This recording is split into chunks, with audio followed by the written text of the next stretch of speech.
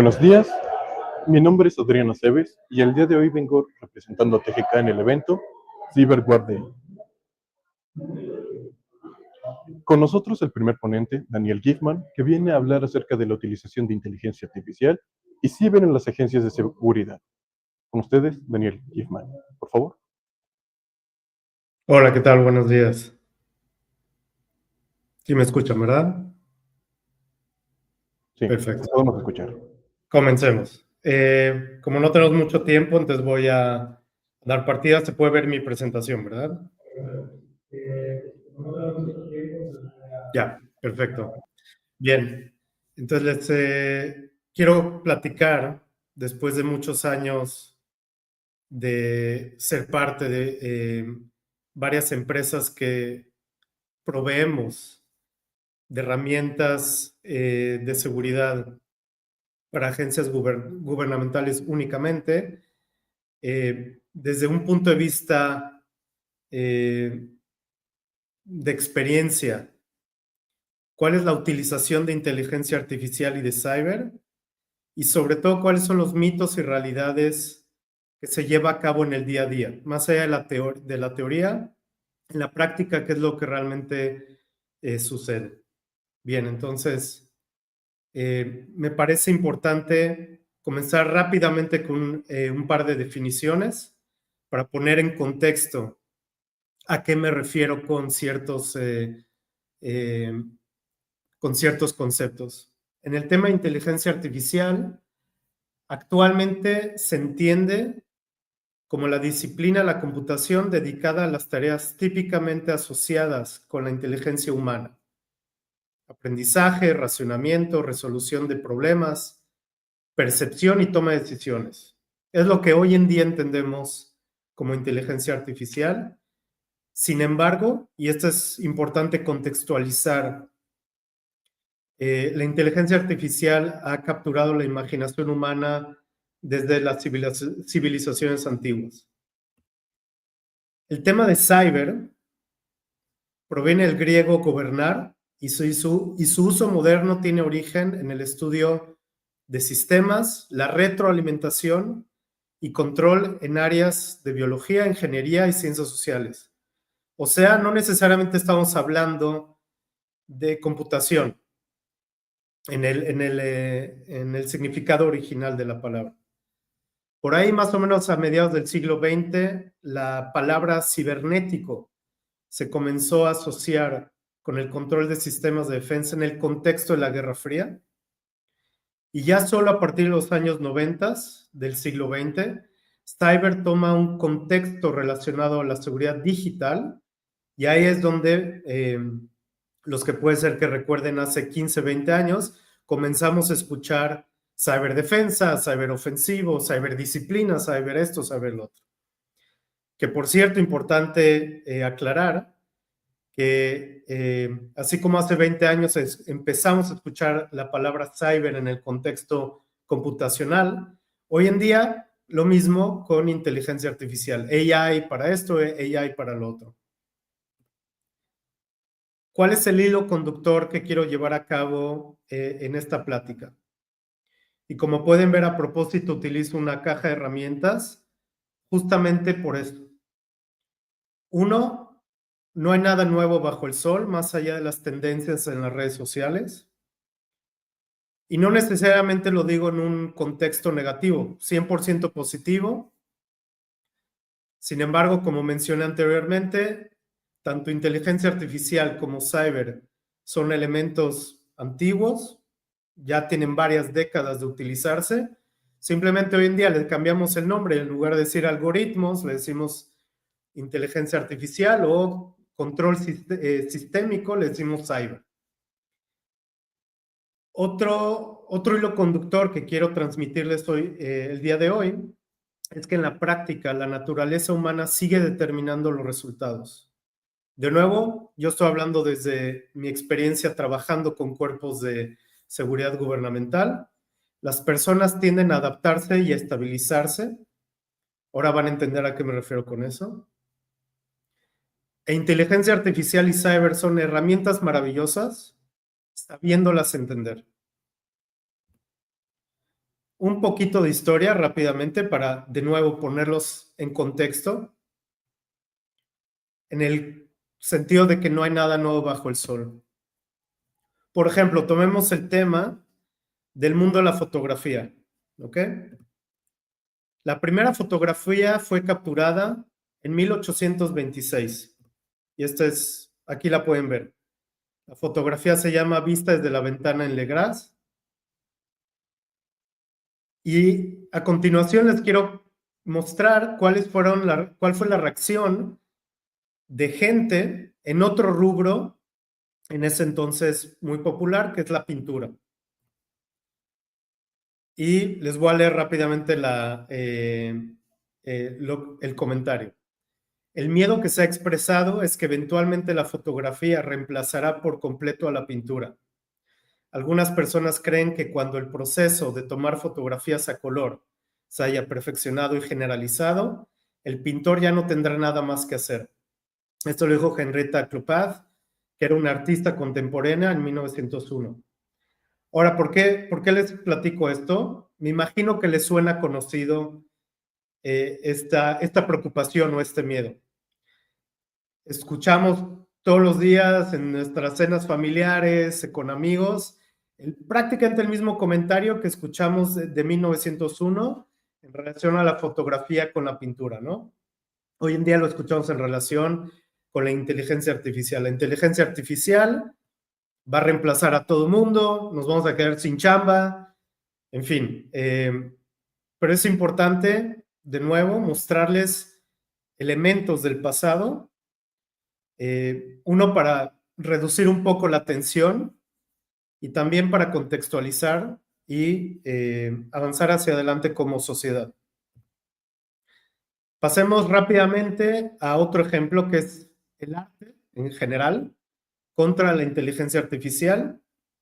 Y si aquí hay tal vez fans de animaciones japonesas, van a saber de quién estoy hablando. Hayao Miyazaki en el 2016 mencionó: si realmente quieres hacer estas cosas desagradables, él refiriéndose a utilizar inteligencia artificial, puedes hacerlo, pero nunca incorporaré esta tecnología en mi trabajo en lo absoluto. Siento firmemente que esto es un insulto a la vida misma. Esto es una filmación real de esta persona diciendo estas palabras. Voy a dar un salto aún más atrás, a la inteligencia artificial en la antigüedad. Y aquí podemos entrar en una discusión si realmente es inteligencia artificial, si tiene elementos de inteligencia artificial, pero el concepto es el mismo y la idea es la misma. Los griegos crearon los autómatas o los mecanismos antiquitera 200 años antes de Cristo. Y en la Segunda Guerra Mundial, ustedes posiblemente vieron la película, pero igual la persona es real y la primera computadora es real, de Alan Turing en 1936. Ya hablamos de inteligencia artificial, ahora quiero dar un ejemplo sobre ataques cibernéticos en el pasado, y es posible que les sorprenda que esto es considerado un ataque cibernético. En Francia, en 1834, atacantes lograron acceder al sistema de telégrafos y robar información fiscal de los mercados de bolsa. De nuevo, podemos entrar en una discusión si es cibernético o no. De nuevo, y por eso comencé con la definición original de qué debemos entender como cibernético. Cibernético es algo sistémico y no necesariamente en el contexto computacional. Ya habiendo definido, ya habiendo dado ejemplos del pasado y entendiendo el hilo conductor del cual les estoy hablando, entremos ahora sí en los mitos y realidades, de nuevo, en el contexto de las agencias de seguridad gubernamentales, que es con quien yo he trabajado en los últimos, por lo menos, 15 años. Y hago un rápido paréntesis para mencionar que no solo estoy hablando de cuerpos de seguridad gubernamentales mexicanos, he trabajado alrededor del mundo, y al final la naturaleza humana es lo que nos conecta aquí en Tailandia, en Brasil o en Francia. Y es lo que yo he visto a lo largo de todo este tiempo. Rápidamente, para que entiendan cómo piensa en términos generales un analista de inteligencia, les muestro lo que es considerado el ciclo de recolección de inteligencia básico. Hay otros ciclos, hay otras formas de hacerlo. Sin embargo, este es el ciclo básico de recolección de inteligencia. En la parte superior pueden ver que hay una dirección y planificación, básicamente definir qué queremos lograr como cuerpo de inteligencia. La segunda fase es la obtención de la información necesaria. La tercera fase es el procesamiento de datos de esa información. 4 es el análisis de la información y la producción de inteligencia. 5 es la difusión de esa inteligencia y 6 es la retroalimentación y comenzamos una vez más. Históricamente todo se ha hecho siempre de forma muy manual, lo que le llamamos human intelligence, o sea, seres humanos simplemente hablando entre ellos, o en términos más modernos o más bien más llamativos, espionaje, ¿no? Eso es a grandes rasgos. Pero hay otras ramas de la inteligencia y lo que les quiero platicar es mi percepción utilizando inteligencia artificial y cyber a la vez. Entonces vamos a dar un par de ejemplos. Uno, la primera fase, la dirección y la planificación. Mitos que yo he escuchado de amigos, familiares, colegas, etc. Las agencias de seguridad gubernamentales adaptan e implementan herramientas de inteligencia artificial y cibernéticas sin ningún tipo de control o estándares de calidad, ¿no? Es lo que hay disponible, lo tomamos y órale, vamos a ver qué sacamos de esto, ¿no? La realidad es un poco diferente, es complicada. En temas de inteligencia artificial, las agencias de inteligencia con menor presupuesto se ven en la necesidad de adaptar LLMs, Large Language Models, o GPT, a sabiendas que tiene un carácter público. Y esto es sumamente importante que ustedes como público, que tal vez en su mayoría, me imagino, no trabajan con agencias de seguridad gubernamentales, que lo entiendan. El que sea ChatGPT y todas estas herramientas que sean de carácter público es un gran problema para las agencias de seguridad gubernamentales. Mientras que agencias mayores no confían en su exposición en la red, justamente, e intentan crear sus propias herramientas, que conlleva a más tiempo, más esfuerzos, más presupuesto, etcétera, etcétera. En temas de cyber, el costo es tan elevado de llevar a cabo operativos cibernéticos, y en este caso específicamente estoy hablando de operativos ofensivos cibernéticos, que tiene repercusiones no solo financieras, sino hasta políticas. Las agencias de inteligencia no se pueden dar el lujo de utilizar herramientas cibernéticas, ahora sí que como metralladoras, ¿no? A ver a quién le pegan y a ver si le pegan a alguien. Más sí por las razones económicas, pero sobre todo por las razones políticas. Hay un gran costo que pagar si algo sale mal. Y México no tiene pocos casos de este tipo.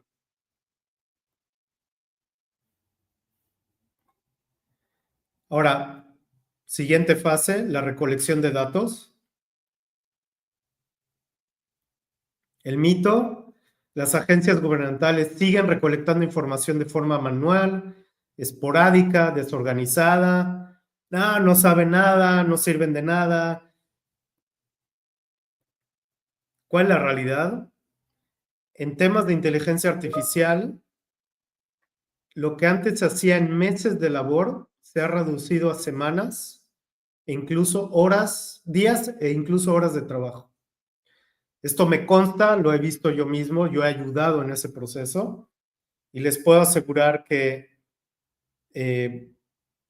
lo que antes tomaba meses de saber dónde se encuentra un secuestrado o una banda de ladrones, etcétera. Lo que antes tomaba trabajo físico y manual, hoy en día se puede saber en cuestión de horas. Entonces, hay un gran avance y hay una gran ayuda por parte de la inteligencia artificial, definitivamente, no hay duda alguna. La diferencia es que tal vez no le llamábamos inteligencia artificial, le llamábamos de otra manera.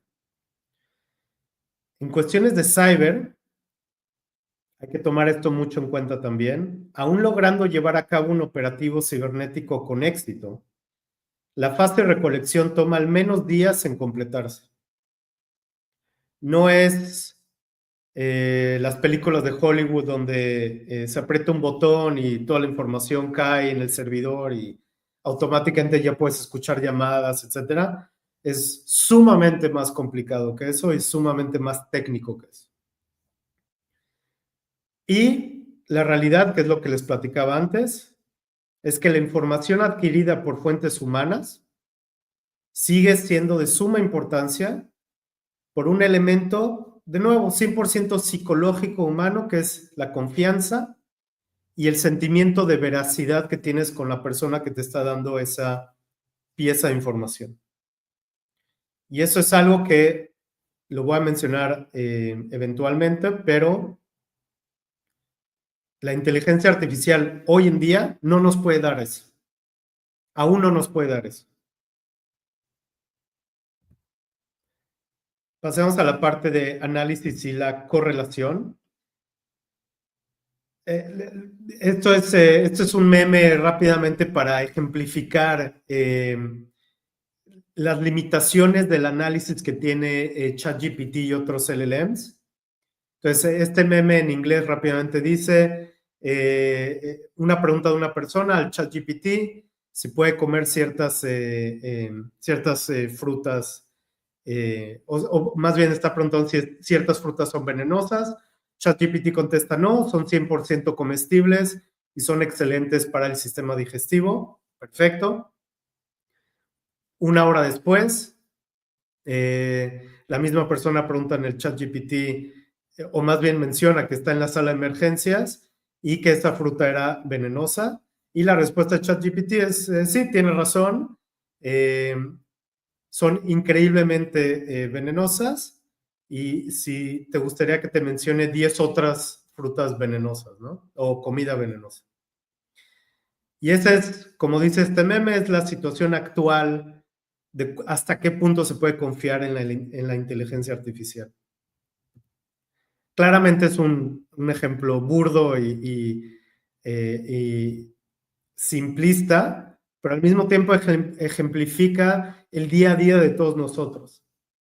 En la realidad, las herramientas de inteligencia artificial y de cyber siguen sin entender algo muy importante, que es cuál es el motivo. Las LLMs, ChatGPT, etcétera, es una conglomeración de estadísticas, lo cual son muy buenas. De nuevo, como mencionó antes, lo que antes nos tomaba días en entender, hoy en día nos toma horas. Perfecto. Sin embargo, las conclusiones se deben seguir llevando a cabo por parte de seres humanos.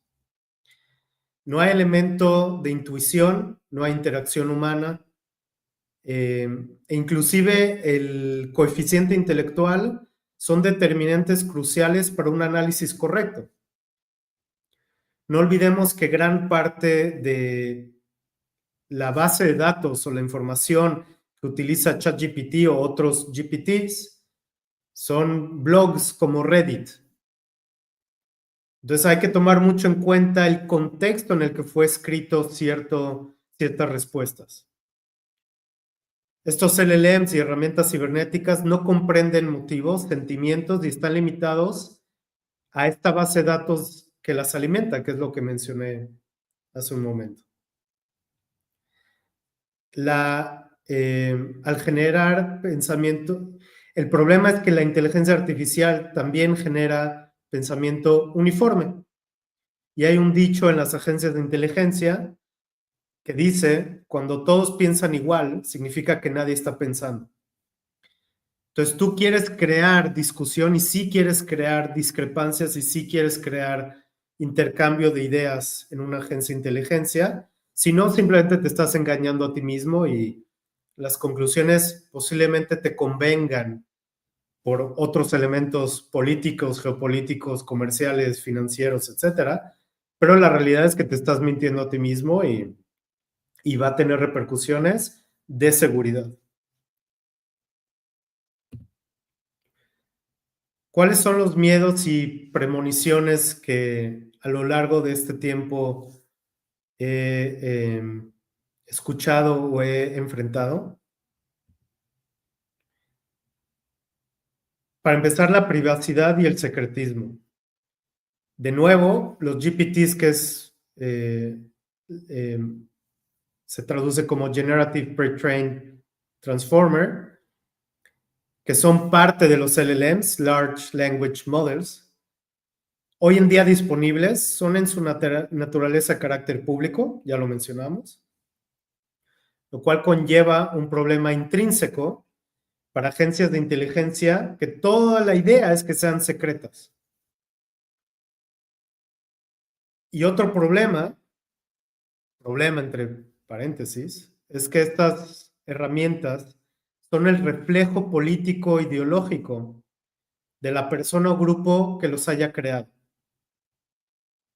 Por ejemplo, ustedes pueden comparar diferentes opciones de GPTs sobre temas polémicos políticos y se van a dar cuenta, hay ChatGPTs con carácter de izquierda, de derecha, central, lo que les llaman hoy en día ultraderecha, ultraizquierda, extremistas, etcétera. Entonces, la agencia de inteligencia tiene que estar consciente de esto y están conscientes de ello.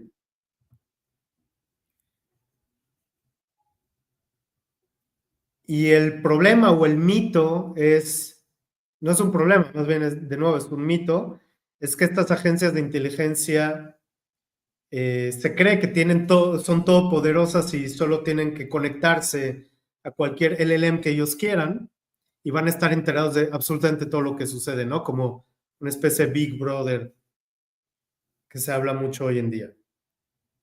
Y no es la realidad. La realidad es que toma mucho más tiempo, hay un proceso interno de permisos, de compartimentalización, no todos pueden saber todo, no todos tienen que saber todo en agencias de inteligencia, y esto automáticamente rompe con el esquema, de nuevo, público de la inteligencia artificial.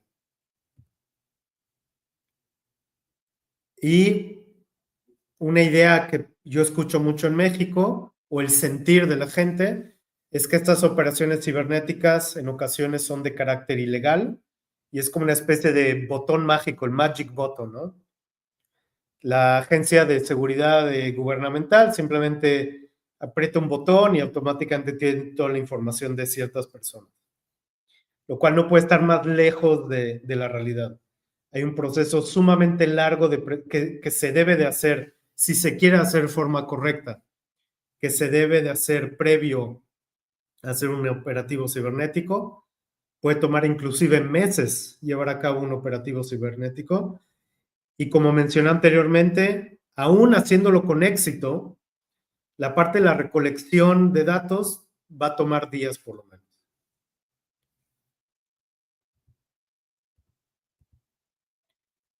Otra preocupación es el reemplazo de humanos por la inteligencia artificial.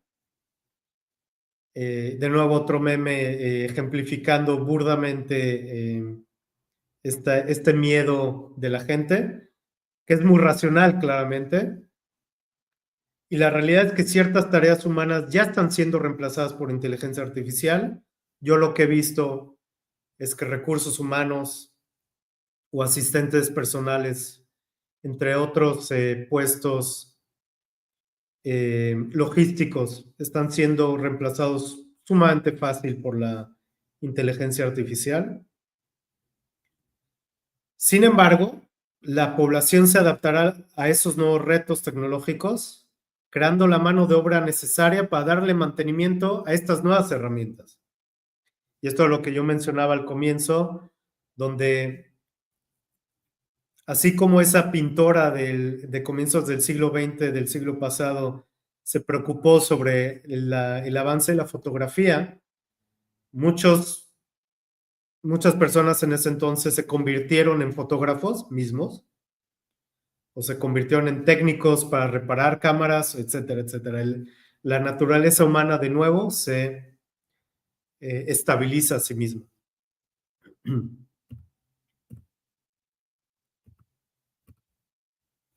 Ahora, hay un tema importante que quiero mencionar rápidamente, que tal vez es menos visto, menos conocido, pero es sumamente sentido por la población en general, sin necesariamente saber cómo, dónde ponerle nombre. Y es algo muy interesante que estamos viendo en este siglo XXI,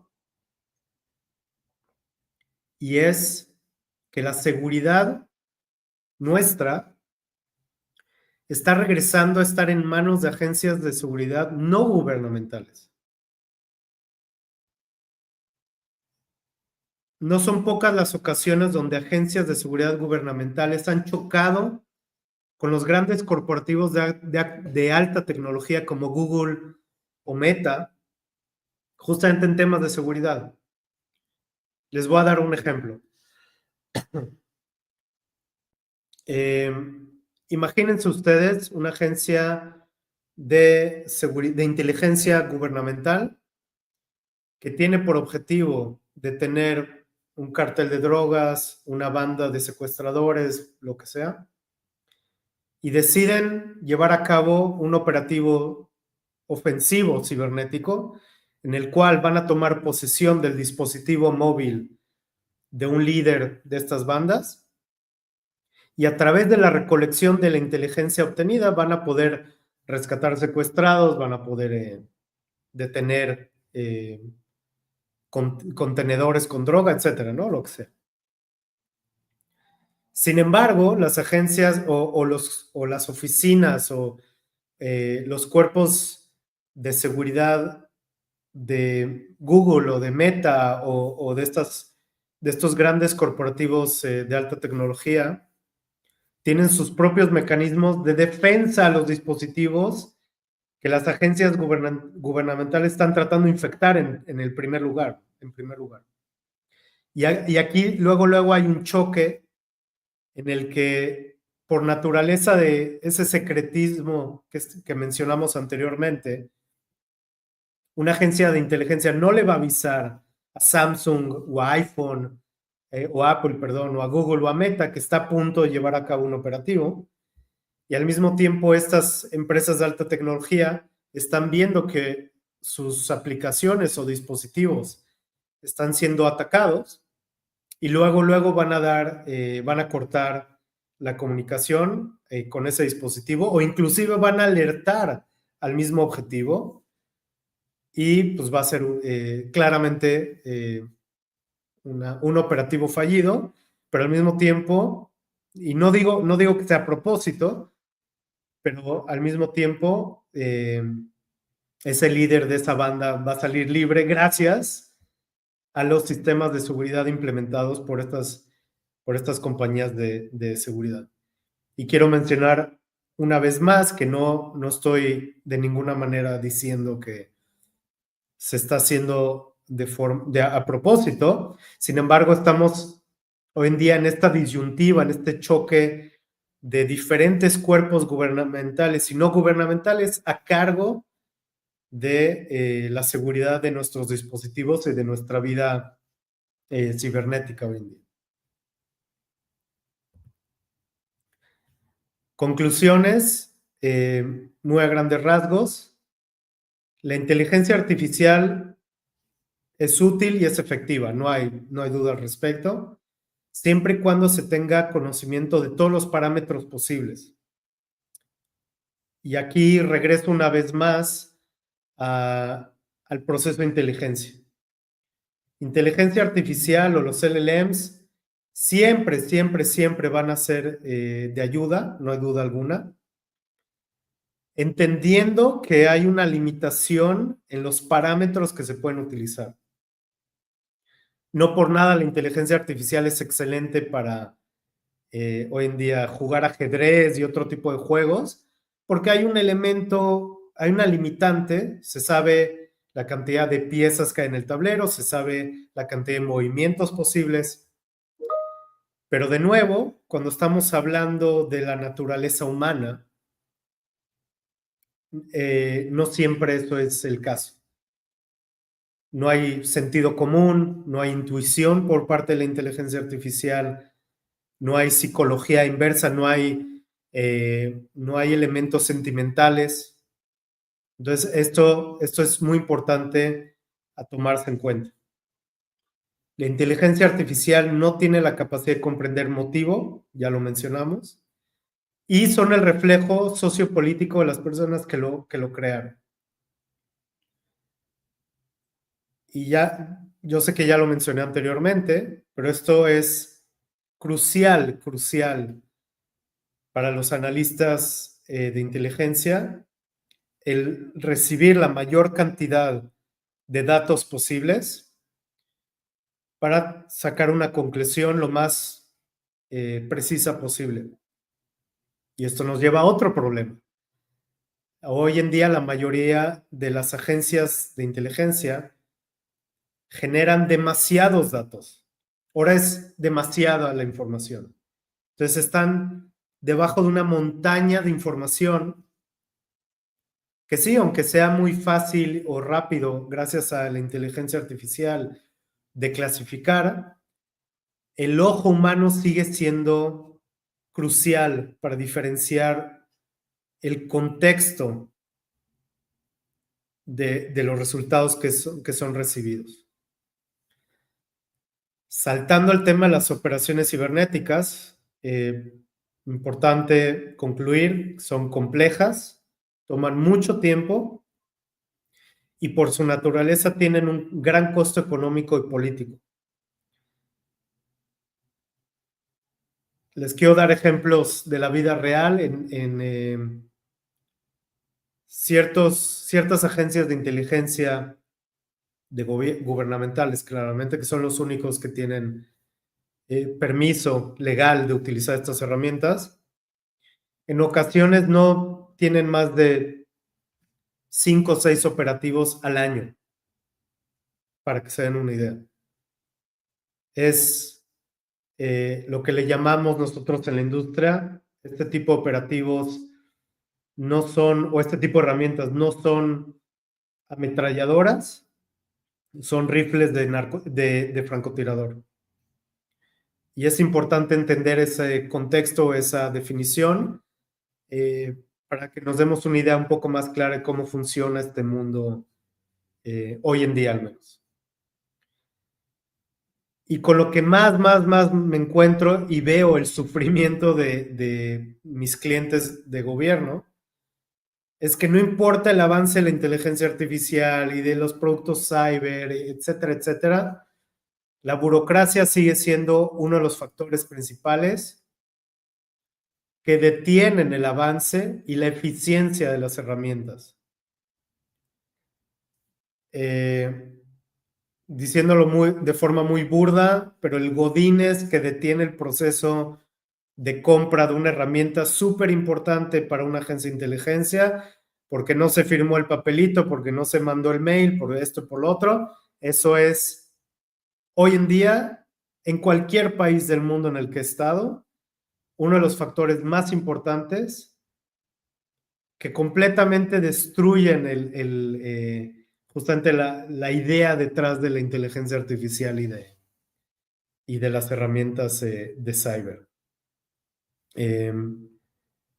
Eso es. Quedan creo que 10 minutos más en caso de que llegue a haber preguntas, pero espero le haya sido interesante y si hay preguntas, adelante.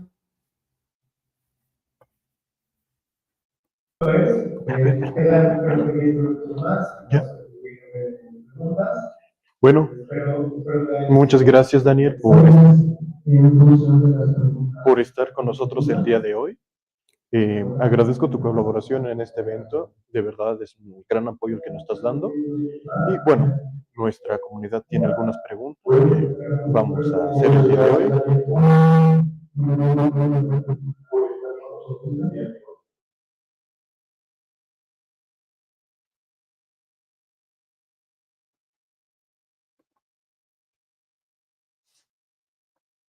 Bueno, la primera pregunta es, ¿qué piensas acerca de la recolección de información en el gobierno? ¿Qué pienso en términos generales? Digo, pongamos un poco de orden en la pregunta también. Hay muchas agencias que llevan a cabo recolección de inteligencia en el gobierno por un tema de compartimentalización, que ya lo mencioné anteriormente.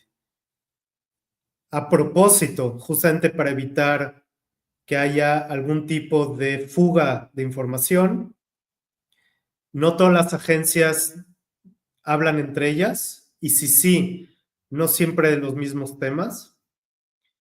Entonces, se lleva la necesidad de que cada agencia lleve a cabo su propia recolección, su propio análisis, sus propias conclusiones. Y la gran mayoría de las agencias en México tienen excelentes equipos que llevan a cabo excelentes niveles de recolección, y al mismo tiempo, al ser tan buenos, y es otro elemento que también mencioné, es tanta la información que hay que analizar al mismo tiempo, que lo que antes se hacía con mucho tiempo de forma manual, hoy en día se hace con mucho tiempo por la necesidad de filtrar y de entender si lo que realmente estoy leyendo y lo que tengo frente a mí en la pantalla es realmente relevante. Pero si regreso a la pregunta original, ¿qué opino de la recolección a nivel de gobierno? Es fantástica. México tiene uno de los mejores equipos y agencias de inteligencia que hay, no solo en Latinoamérica, y lo digo después de estar en más de 40 países. México tiene excelentes servicios de inteligencia, y no olvidemos algo crucial de entender sobre la naturaleza de los cuerpos de inteligencia en todos los países. El principal objetivo de una agencia de inteligencia es conservar la estabilidad del gobierno. No importa el partido político, no importa, a lo que voy es la estabilidad, que el país siga existiendo, en pocas palabras. Bueno, muchas gracias, Daniel. Nos gustaría pasar a alguien del público si no te molesta. Sí, claro. Con permiso. Sí.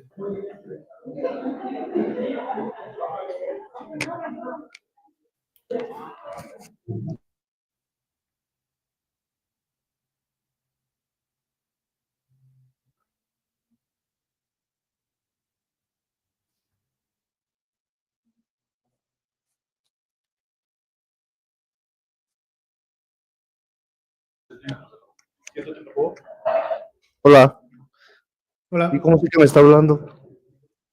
¿Cómo? Hola, ¿qué tal? ¿Qué tal?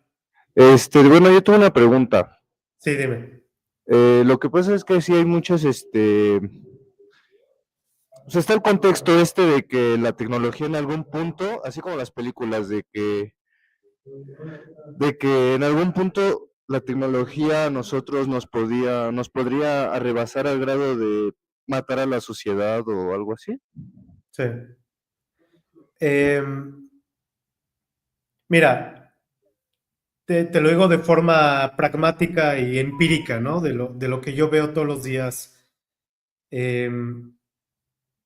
La inteligencia artificial hoy en día no tiene esa capacidad más allá de trabajar a través de estadísticas.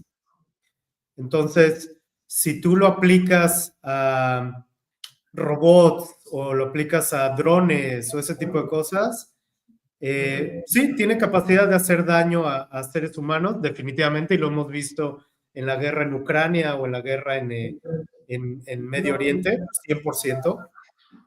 Pero no olvidemos que siempre está ese elemento humano detrás, que es el que aprieta el botón para mandar esos drones, ¿no?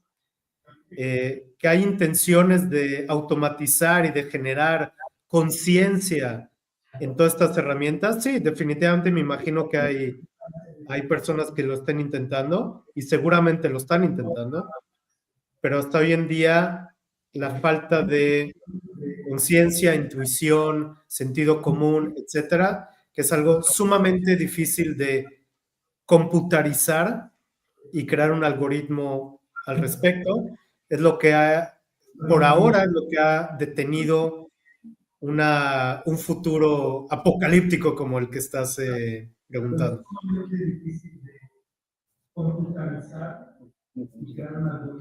No sé Ok, si... bueno, sí, ya es todo. Muchas gracias. Sí, con Hasta gusto. luego. Bueno, muchas gracias, Daniel. Ahora nos gustaría hacerte una pregunta. Sí.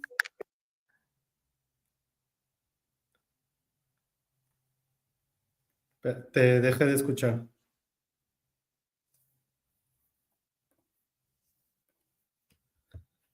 No te escucho.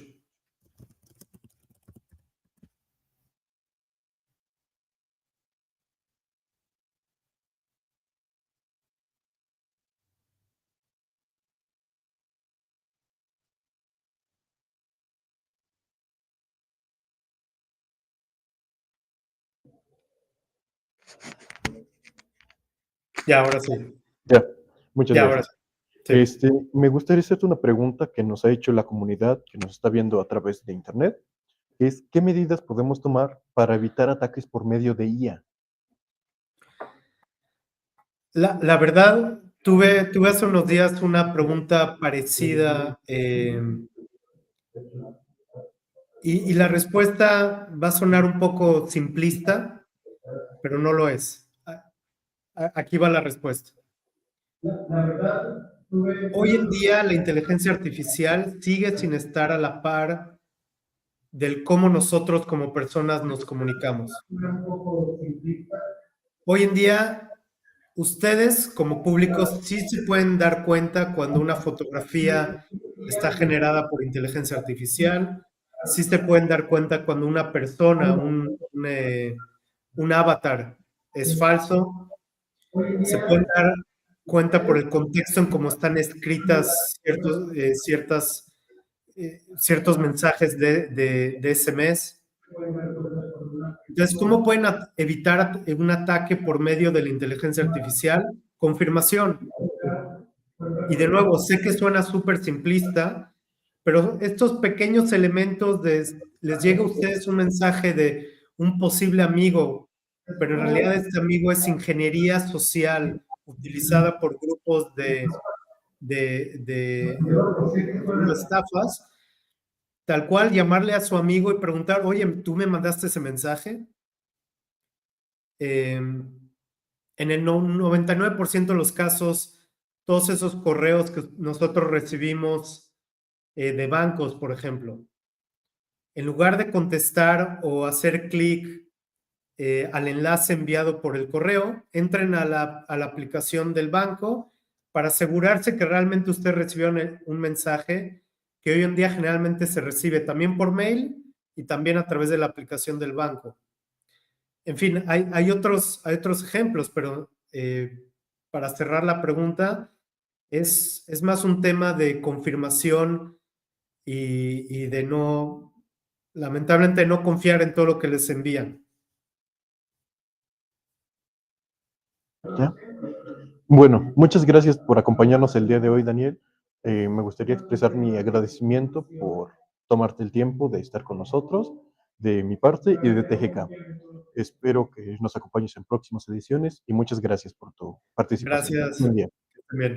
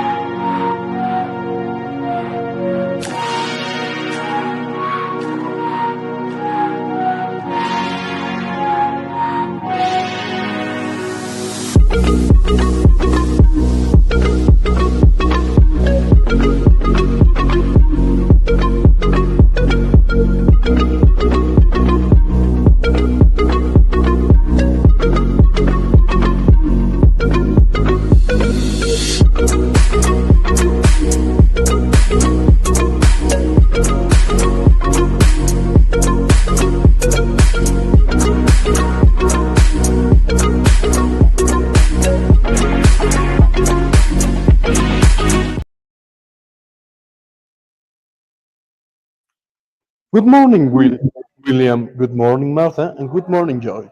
It's nice to meet you. Welcome to Ciberseguridad Day. My name is Adriana Seves, and today I'll be conducting this event and representing TGK. Please, go ahead.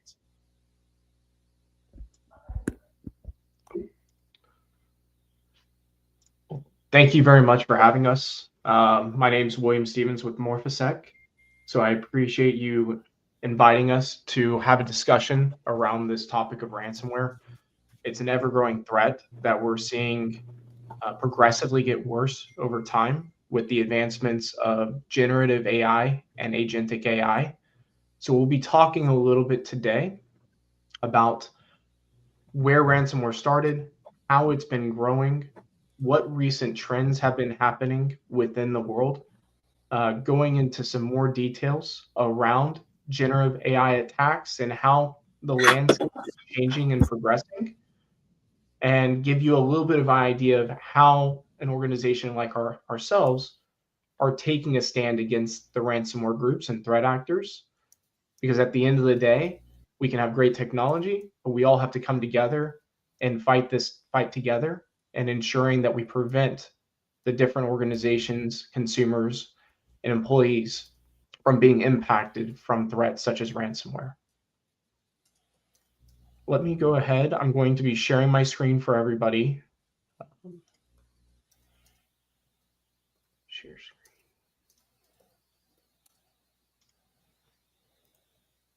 screen. Oh, window.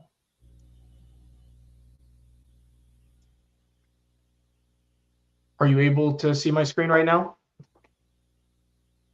Perfect. So thank you all again. We're with an organization called Morphosec, started in about 2014, and our sole purpose is to be able to stop ransomware attacks for organizations.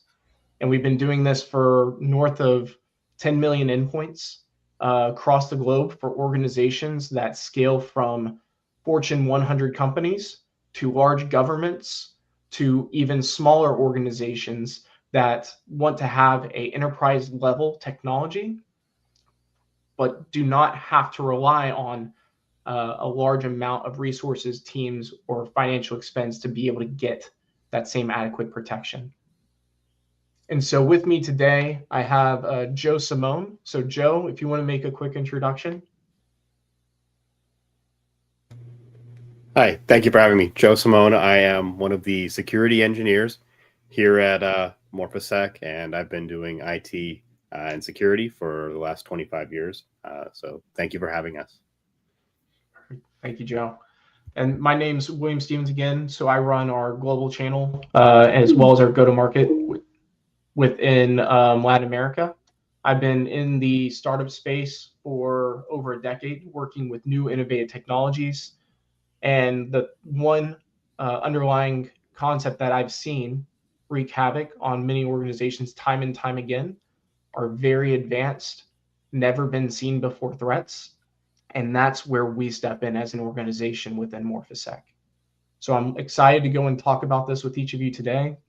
And I hope that you learn something new in regards to not only ransomware as a whole, but some of the new types of attacks that are starting to make way in the advancements within those threats themselves.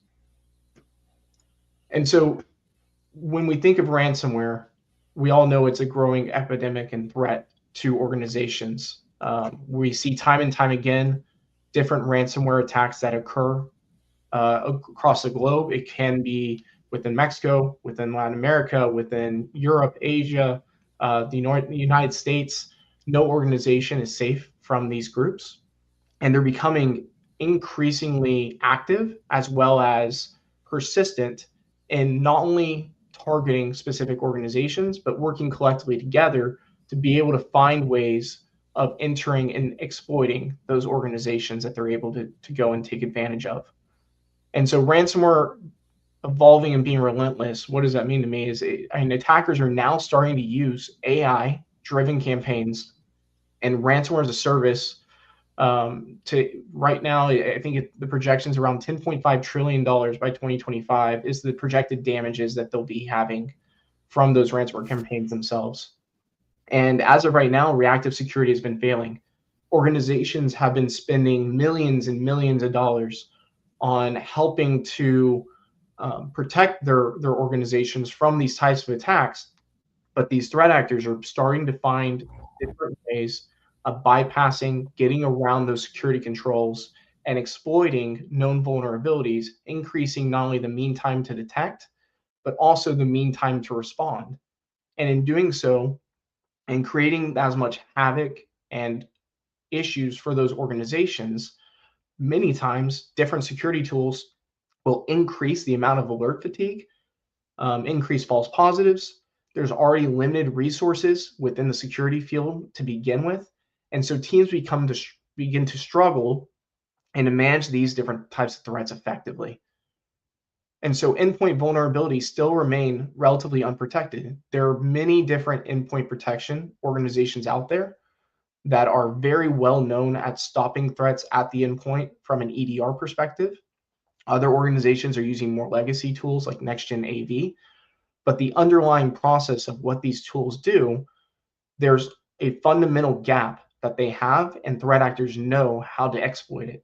And that's where organizations like our own step in to fill that gap and to have a layered approach to help protect organizations from having different entry points that these threat actors are starting to take.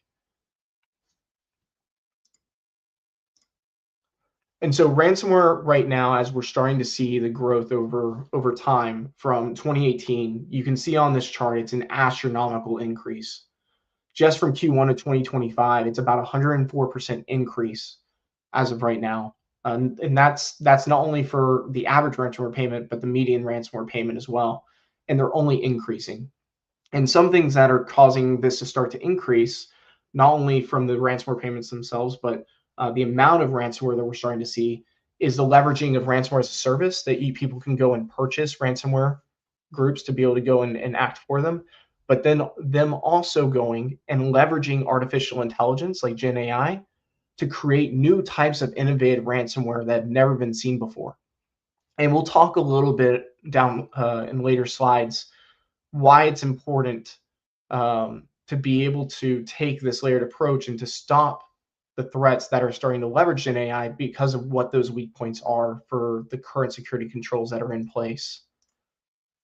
And so the ransomware groups you'll see on the top left chart right here, there's quite a few different ones at play. There's tons of different ransomware groups that are constantly active, but these are the ones that are most prevalent within the global types of ransomware attacks that are out there. One of the more notable ones, Ransom Hub, was actually dethroned by a few of these back in 2024. And these are the ones that are very active as of 2025. And not only these ransomware groups, but different variants of these ransomware groups and types of attacks that they take. So you could have something like Babook, and then they end up coming out with Babook 2 or a different variant beyond that. That's a different way for them to get around these types of security controls or different organizations they want to go and target. And so a key thing to note within the trend that we're starting to see with these ransomware groups as a whole, about 1/3 of payments were driven by the desire to suppress and release exfiltrated information. So it's no longer about just encrypting data and asking somebody to decrypt, but there's also double extortion as well, where they may encrypt it. They'll also exfiltrate data. They'll use insider threats to be able to take information and pay somebody internally of an organization to try to prevent ransomware from taking information from that company using ransomware that way. There's a lot of new innovative techniques that they're starting to come up with. And so only focusing on encryption is one head of the snake versus there's multiple different ways that they try to go and take advantage of organizations. some of the different threats that you may be well aware of, maybe not. Extension Health, CDK Global, Change Healthcare. There's many different organizations out there. And the important thing that I want to touch on for this is it's not just about the ransomware payments that they're having to pay out. Those are substantial. But there's also an underlying precedent of types of trust with the customers and also the bottom line for the organization. If you were to take aviation as an example, and an airline was to be hit and not operating within a specific amount of time, they would have a decrease in the amount of revenue and profits that they had, and that's affecting the bottom line of their overall production as an organization and shareholder value.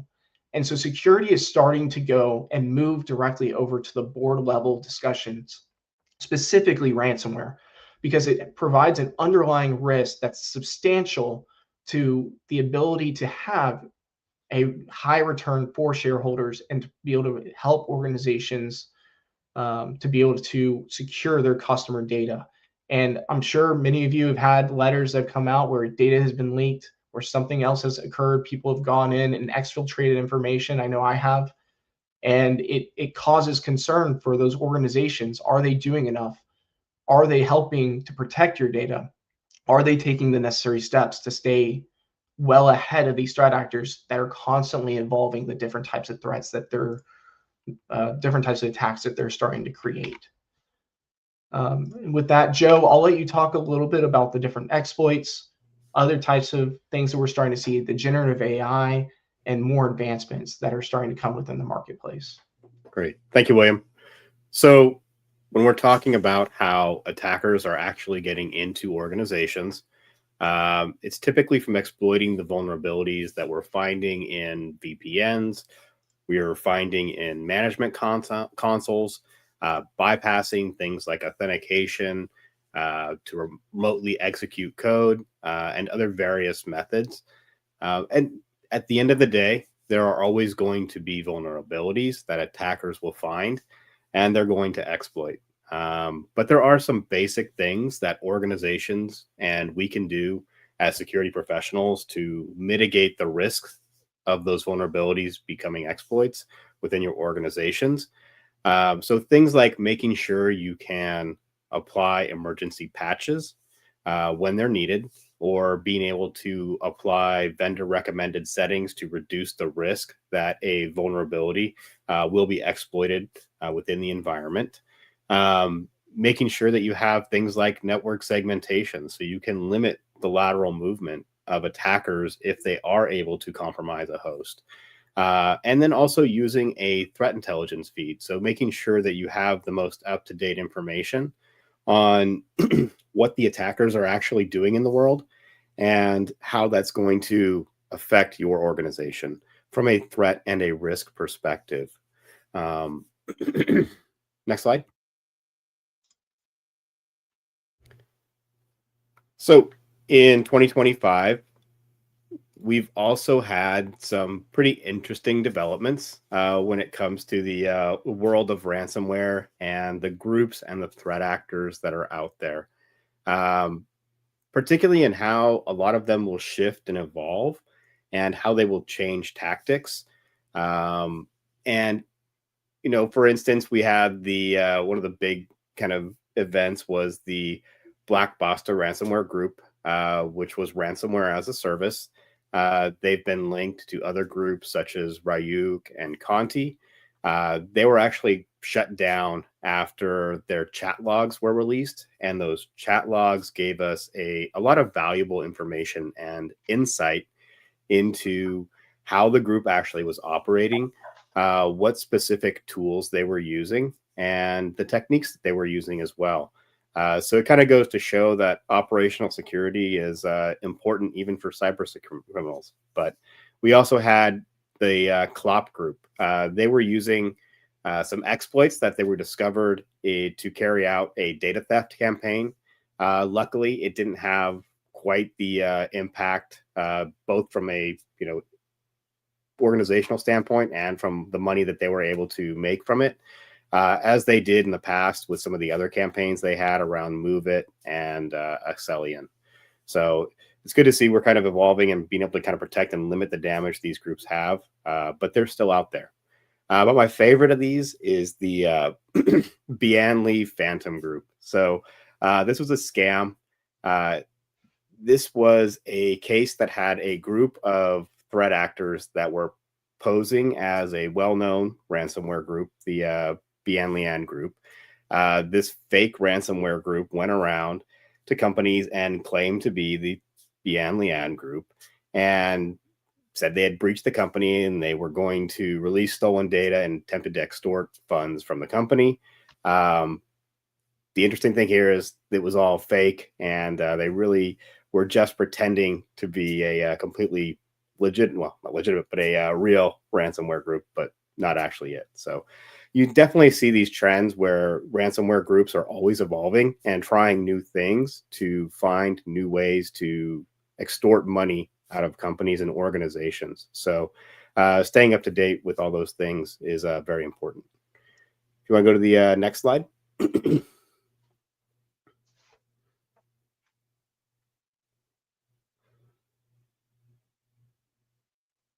Oh, sorry.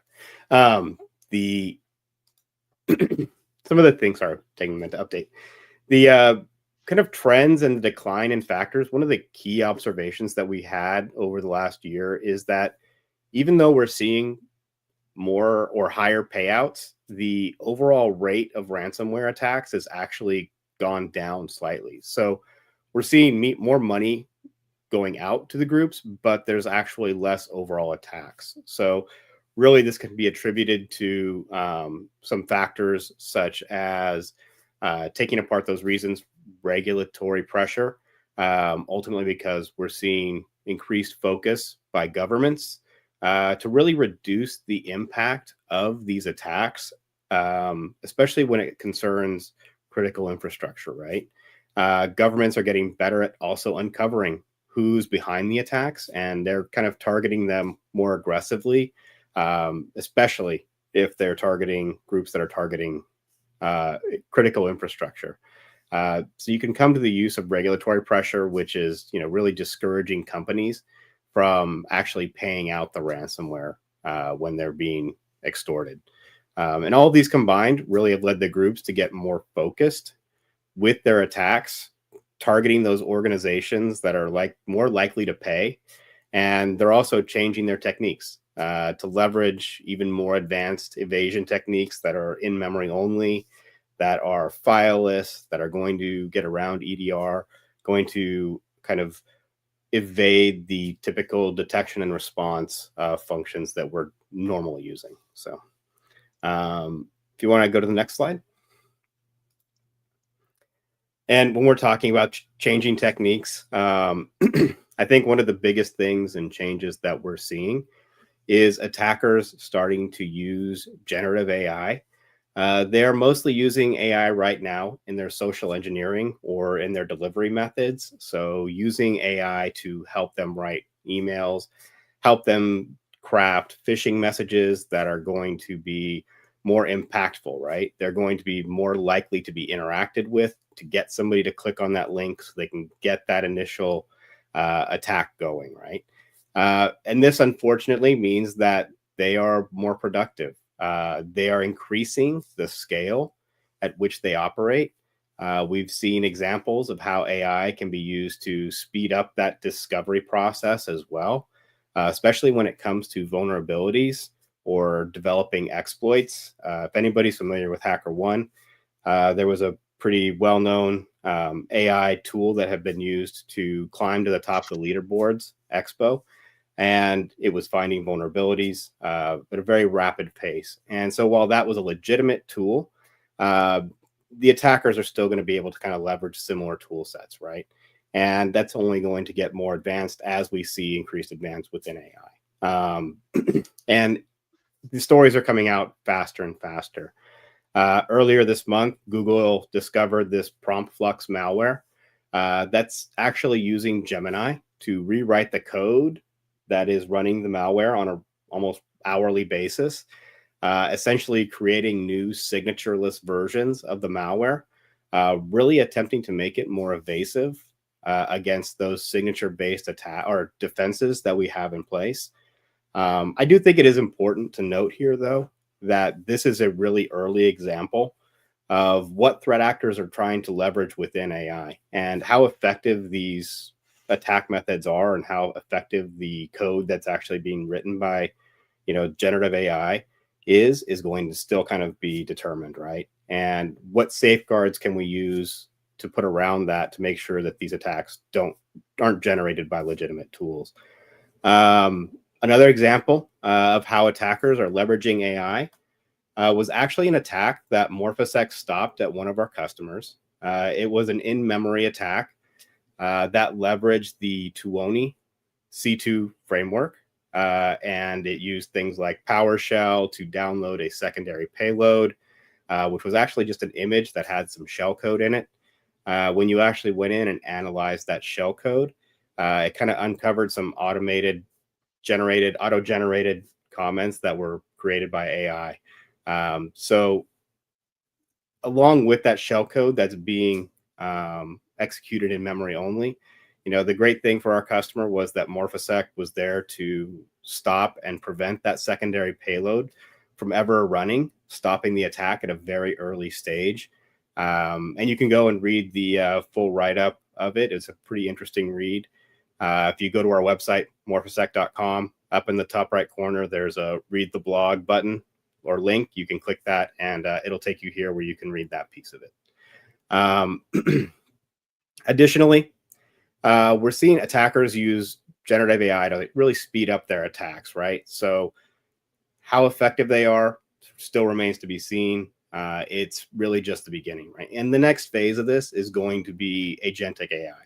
So where we start to look at what AI can actually do when an agent has access to a desktop, right? We're moving into that agentic AI space.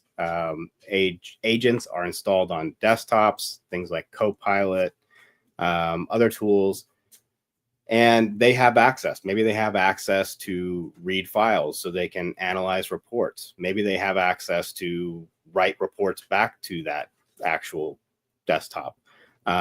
When they have access to the file system, what else can they do? If you don't have the proper safeguards and guardrails up, you can use things like prompt injection. Can you trick that AI model into essentially ransomwaring or encrypting files on that hard drive? We're also looking at risks around things like the compromised agent. So a supply chain attack. If a agentic AI agent is actually compromised, could a encryption or ransomware function be included within that and then executed based on some sort of prompt? We've also seen in the wild is proof of concept ransomware, which I think is really interesting, right? It was prompt lock. It was developed by the NYU Tandon as an example of malicious AI. It was a large language learning model that was actually downloaded and run entirely locally. The AI model would actually go in and decide which files it was going to search for, which was going to copy, what it was going to encrypt.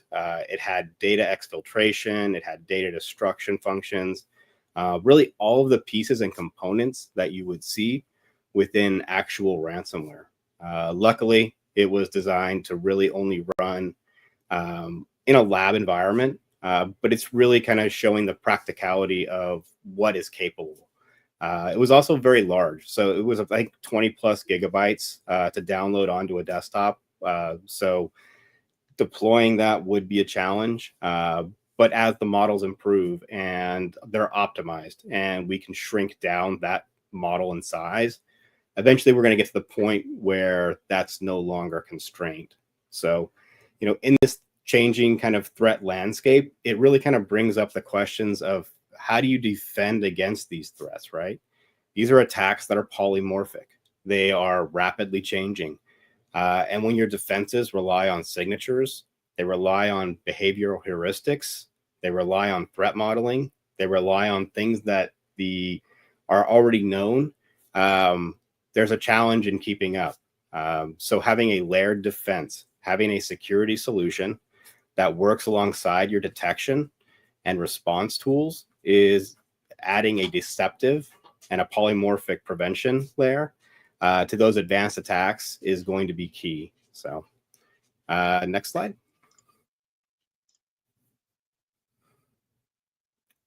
Perfect. Thank you, Joe. Thank you. And so, I mean, Joe talked about a lot of different pretty new innovative things that are starting to happen. I think the advancements with Gen AI as well as agentic AI are going to take us into another realm. And so the whole concept of polymorphing, it's about having a static environment and making it ever changing. If you think about the current technologies and security controls that are there, it's on a static environment. And if you know where each of the either load orders are or where the processes are, it's the same on every computer. It doesn't matter who it is.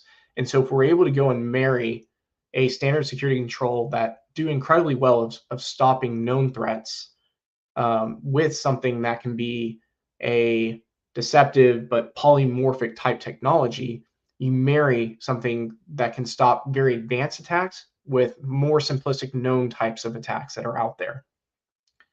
And a lot of the things that are currently being done today, whether it's anti-detection models, trying to find different types of ways of having tool abuse, figuring out how can you manipulate the system, you can go on different black markets and find ways of being able to circumvent different EDRs using EDR freezers. There's other ways of being able to use known type of threats, whether it be from like a Microsoft Sapphire client that might go in as a low or medium level alert and will probably go under the radar, but that actually has malicious intent behind it, versus somebody that's looking at it in a different way. You're able to pick up on those things that may slip through the cracks, or if an EDR is circumvented, be able to be the last line of defense in those specific scenarios to ensure that organizations are not impacted. And so there's always going to be a lot of changes within security. I mean, if you think about it, in the short amount of time that EDR has been around, it really hasn't been that much time. It started off with AV, moved on to next gen AV, then EDR, and it's starting to progress bit by bit by bit, but it's all been about detecting and respond.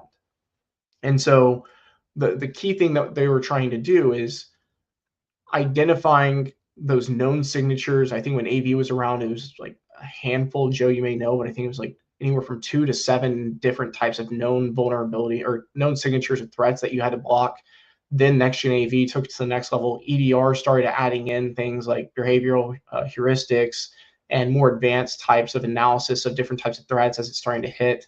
But we're starting to see that identification of threats, detecting it, and then understanding if it's good or bad, passing it through, not passing it through, it's still being circumvented. And so you have to be able to take a more preventative approach centered around it to be able to go and marry that detect and respond plus preventive first. And so we're seeing a very large shift in the market, and Gartner's been writing about this as well, of the next iteration of security technology is preventive first.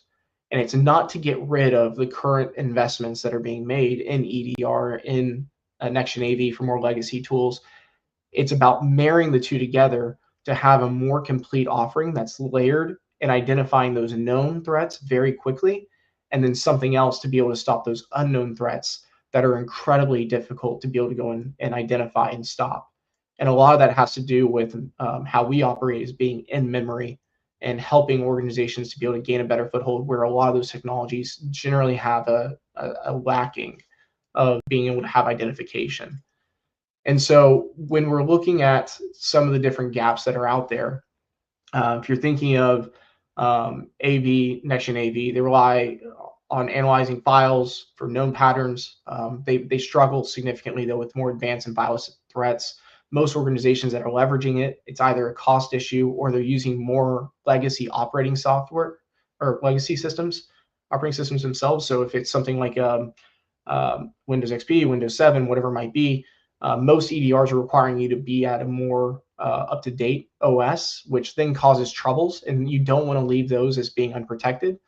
And so a lot of organizations will still continue to use those, even though it's not the quote-unquote latest and greatest. Then you're moving into more dynamic analysis using EPP, And this is improving detections by execution on files in a more controlled sandbox environment. But these types of ways of stopping it can still be bypassed by more sophisticated evasion techniques that are out there. And even if you're using behavioral analysis with EDR, XDR, for which observes more real-time actions on the endpoint, analyzing the systems, the system calls, the user commands, etc. There's still other ways that threat actors are able to go and abuse this and get around it. And so for us, what we're trying to do at the end of the day is fill that gap, providing a way for these tools to be able to analyze the traditional binaries, behavioral heuristics, leveraging their sandboxes to see if something is malicious, while also helping to be able to go and randomize memory, having shellcode implants, preventing credential stealing, memory exploits, etc., to fill that gap and to help ensure that the endpoint is fully protected at the end of the day from these types of threat actors. And because we're moving something from static, which I was talking about a little bit ago, to something fully dynamic, I almost consider it like a house of mirrors or like a lava lamp. We're always changing and always evolving. So no one computer or system is ever the same. And it's different for every single user within that same organization. So it makes it incredibly difficult for somebody to leverage AI or other types of very advanced attacks to be able to circumvent an organization like our own. And so that's when we get into not only more of that proactive approach for pre-execution, but if and only if an organization is able to circumvent that, because we know at the end of the day, there's no silver bullet in security, but you have to create enough layers for a preventative approach. It's about how can we go and help pre-execution by monitoring those different gaps, during execution by blocking any type of invasive ransomware that's out there, or post-execution if somebody is able to gain a foothold and provide execution within that environment. How can we recover those files that are encrypted? How do we prevent exfiltration? Can we provide forensic recovery and helpful analysis for organizations from an incident response perspective? And it's all about trying to have a holistic approach and not just a point solution, and working collaboratively with the other technologies in the space to be able to identify threats, work collectively together, and ensuring that we're helping to stop these ransomware groups that are consistently getting more aggressive and smarter on how they're interacting and trying to go after organizations, and trying to ensure that we're helping organizations stay one step ahead from anybody that's trying to advance the different types of threats that they're trying to create. Joe, any last comments from your side? No, I think you covered it really well. It was great. Yeah, it sounded like you had a weird voice change right there, but I appreciate everybody's time on this call. We hope you learned a little bit about not only ransomware, but the new advancements that are starting to take hold, the different advancements within AI and agentic AI that are forthcoming, and we already know there are constant attacks within ransomware that are taking place right now. And so it's only going to get more pervasive over time, and we need to try to go and band together, stop the ransomware attackers, help ensure that we're protecting our own organizations, and then sharing intelligence and information amongst peers so we can ensure that we're stopping the attacks and staying ahead of the threat actors as they come after us. Thank you. Thank you.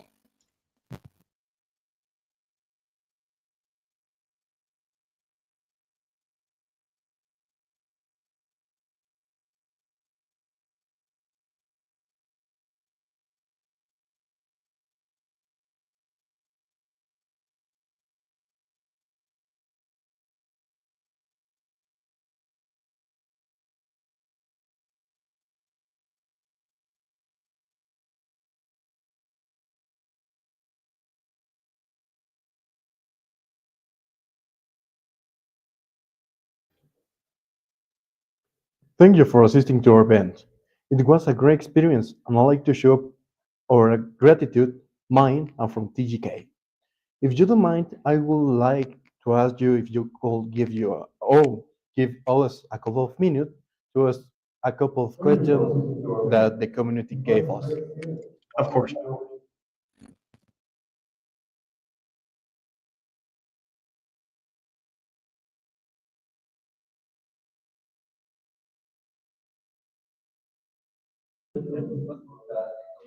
Would you mind if I ask a couple of questions?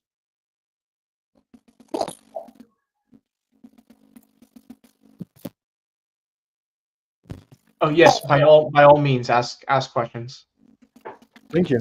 Well, a couple of questions that our community gave us is, what kind of recommendation would you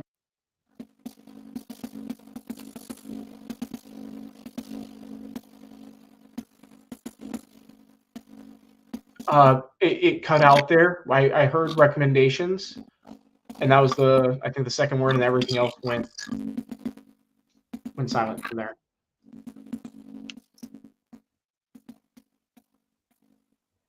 No escuché.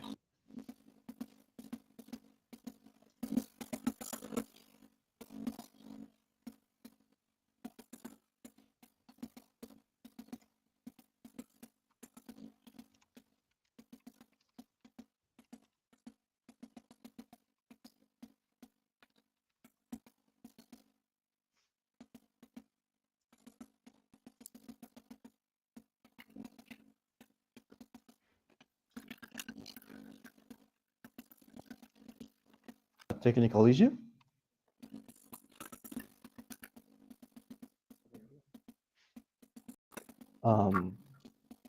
Hello? Yes, Well- we can hear you now. Sorry. My question was, what kind of recommendation would you give to a person that's not related to the enterprise environment?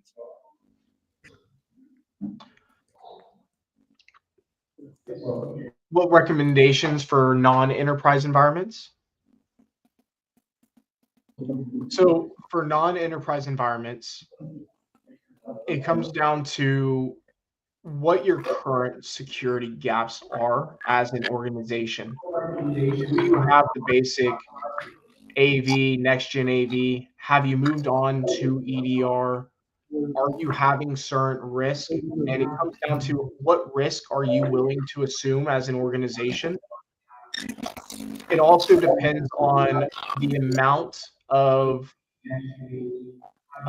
it depends on the amount of resources you have internally to manage different tool sets. So I think the basics need to be your primary blocking and tackling that come in with the primary infrastructure for most security programs that are out there. Trying to prevent things like phishing, having something at the endpoint, having a firewall that's up and running, email gateways, proxies, etc. And once you feel like you have the basics there, even if it's not an EDR yet, we work with many organizations that are still using AV and next-gen AV. But what are those things that you as a practitioner think you are more susceptible to down the road? And it may be for you as a practitioner that you might find more value in having somebody manage your security on your behalf. But if you would like it internally, then you have the ability to pick and choose depending on what that risk profile and what exposure you're willing to go in and assume. For us as an organization and many security vendors out there, their costs will directly reflect that your organization is much smaller than a traditional enterprise level organization. It's generally decreasing on cost because the amount of licenses is not the exact same. So somebody that might be spending hundreds of thousands of US dollars may be able to purchase the same type of technology for a fraction of the amount of endpoints for a much, much cheaper cost, as an example. Joe? It was a pleasure to have Morphisec in our event. I'd like to invite you to the next participation of this same event the next year, and Of course. it was a pleasure to have you both here. Thank you. See you next time. Thank you. Goodbye.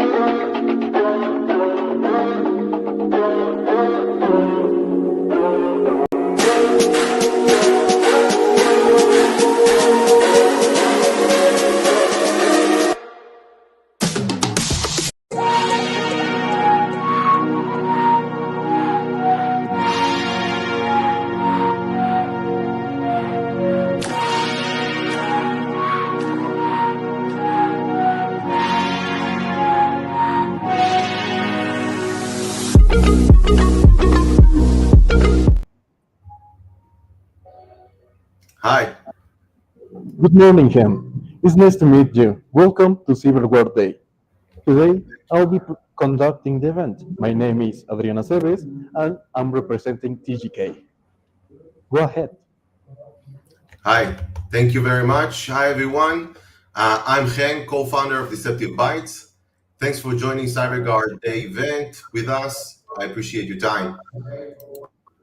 In this session, I'll show you how malware behaves in order to successfully attack organizations, circumventing traditional security systems such as AVs, EDRs, and sandbox environments, and how organizations can protect themselves from such sophisticated threats. We are an Israeli-based company founded by Israeli cybersecurity experts with patented technology. We were recognized by Gartner as a cool vendor and other recognitions in the industry as well. We are trusted by customers worldwide, spanning from diverse industries. Here are recent articles about ransomware and other attacks affecting many organizations in Mexico and around the world, showing a constant growth in ransomware attacks, which leads to loss of money, affecting business continuity, and increased reputational risk. All of the mentioned attacks were preventable using the proper tools and procedures. Every second, 19 companies are attacked by ransomware, in an average of $5.5 to $6 million per successful attack, with $75 million as the highest payment ever made to a ransomware group. Today, the total damage cost of ransomware attacks is estimated at over $60 billion and 70% of companies who paid the ransom never regained their information back. And when organizations encounter a ransomware note with demands for millions of dollars, is it really day one of the attack? In the whole confusion, people tend to forget that this is the end of the attack and not the beginning. When I hear of such attacks, I have a few questions in mind. How long was the malware present in the organization? How much data did it steal? How will it affect the organization? And how long will it take to the organization to recover from the attack? Despite year-over-year growth in investment and spend on cybersecurity, the time to detect and contain a breach is still over 6 months, which is not a big improvement when supposedly more advanced tools were released to the market. Another issue organizations are facing is the shortage of security professionals, which makes it much more harder for them to handle all the cyber threats they are facing. And in terms of ransomware attacks, again, the biggest payout was $75 million last year for a Fortune 50 company, which sure to have the best and brightest when we're talking about security tools and personnel. This shows that existing tools are not built to prevent ransomware. They are built to detect it when the first malicious activities happen, which is already too late for the organization. Also, when recovery efforts are in place, it can take a very long time to be fully operational. On average, it's 23 days, which no business can afford. And why is that? How are they able to still wreak havoc even with today's security tools? That's because malware is very clever and evasive, trying to understand where it is using various methods to evade detection and analysis by security systems such as the AVs, EDRs, and sandbox environment, and security researchers. Even according to the MITRE attack matrix, defense evasion leads in terms of techniques used by ransomware and other types of malware, even more than persistence, lateral movement, and any other technique. So how does it work exactly? Malware uses these different defense evasion techniques to avoid being detected and analyzed. Some of the most commonly used ones are the anti-virtualization evasion technique, anti-sandbox, antivirus, and many, many more.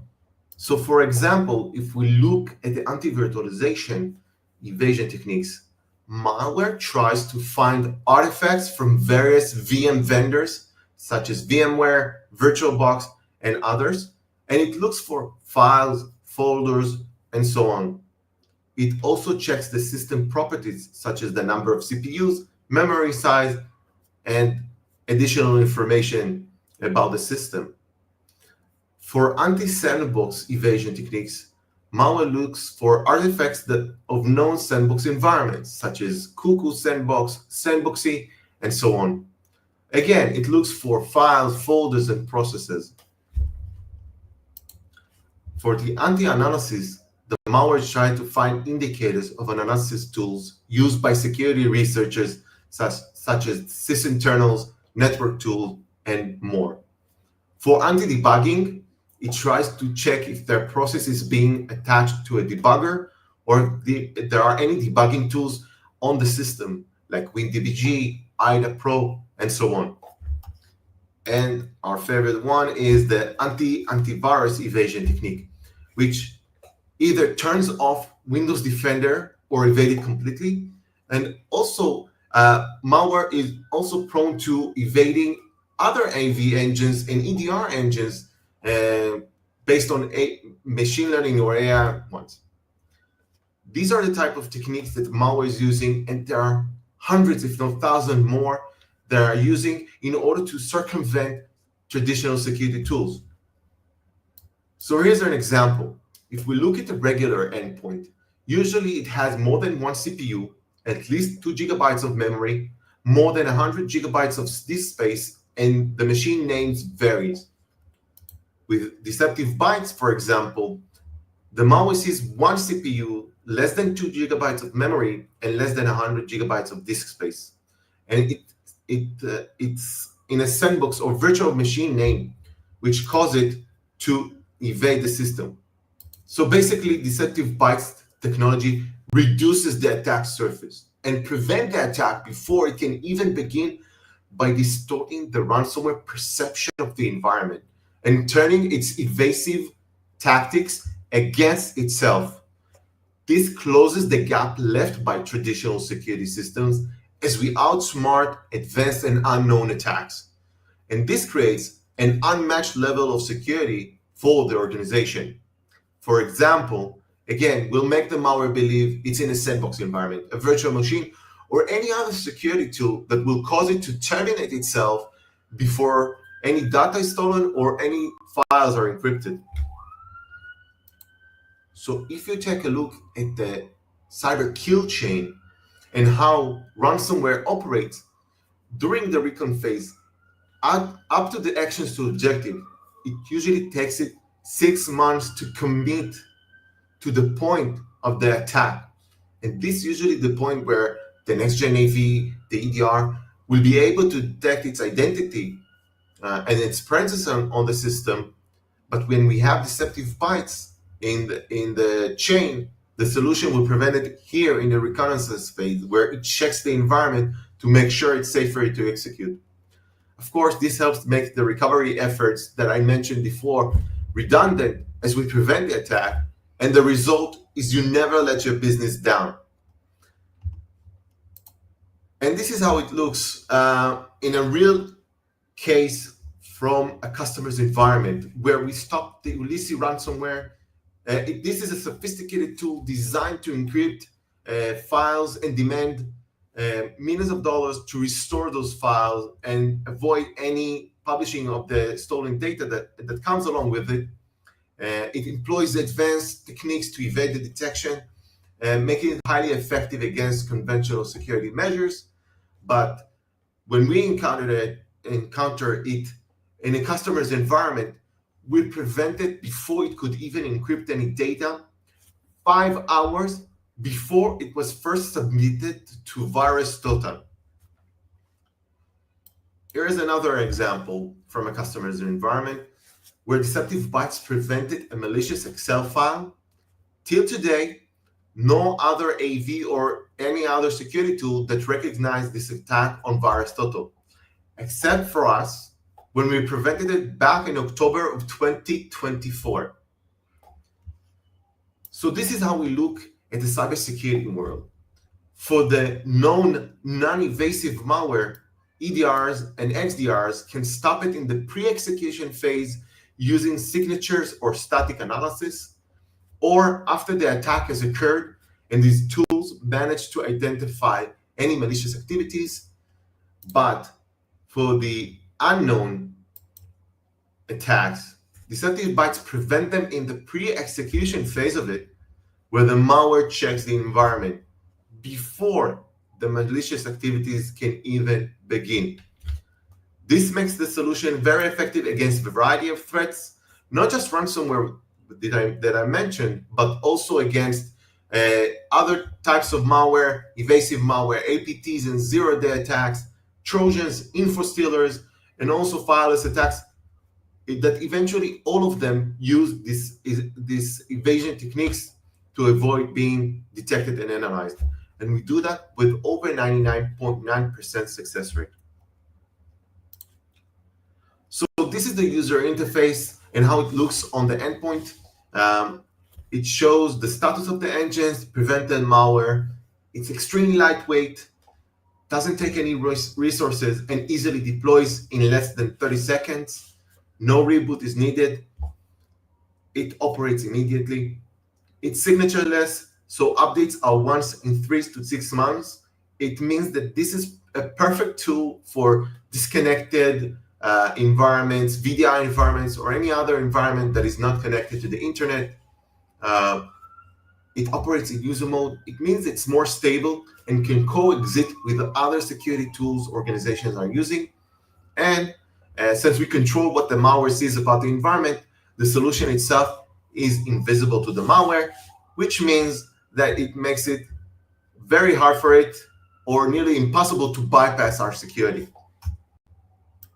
And of course, in order to orchestrate everything, we have the management server, which helps deploy the agents across the organization, notify about the ransomware that we prevented, and gives the visibility and control to the security teams and IT teams in the organization.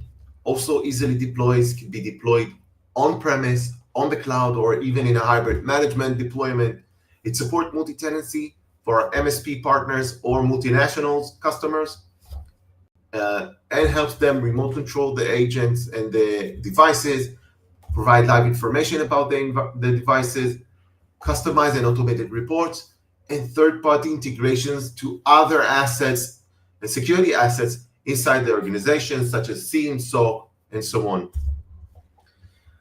And to finish up the presentation part of the show, I want to tell you a few tips on how to secure your devices and help prevent malware, even without knowing that you've done that, is by installing either VMware VirtualBox. This creates false indicators on the machine that will deter any malware from executing. Several Windows executables sometimes indicate to malware it's being investigated, so you can start them as well. Command line, Task Manager, Notepad, and others. And also sysinternal tools, which malware, again, tend to try to evade.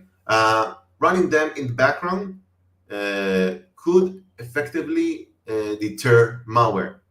You can also create certain files and folders, as listed here on the screen, and registry key that also confuse potential attackers from attacking your device.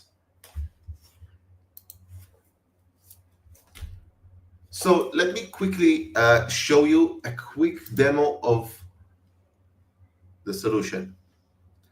What I'm going to show you is I'm going to disable the agent for a few moments. And I have on my desktop, if you can see that, I have this tool called VMDE. VMDE is an open source tool that shows how threat actors check the environment before actually committing to the attack. And part of it is to check, as I mentioned, sandbox environment and so on. And this is how it's done. As you can see, when VMDE is executed with the agent disabled, it shows that it's looking for a sandboxy environment, hypervisor, parallels, and more, and nothing is detected. But when I enable the agent, I'm going to execute it again, and it's running on my second screen, and I got a notification that it was prevented.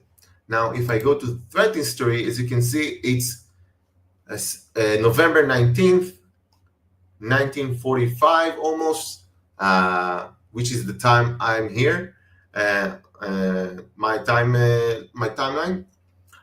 So we can see that it was prevented. And this is how it looks on our demo environment. So I'll open up VMDE.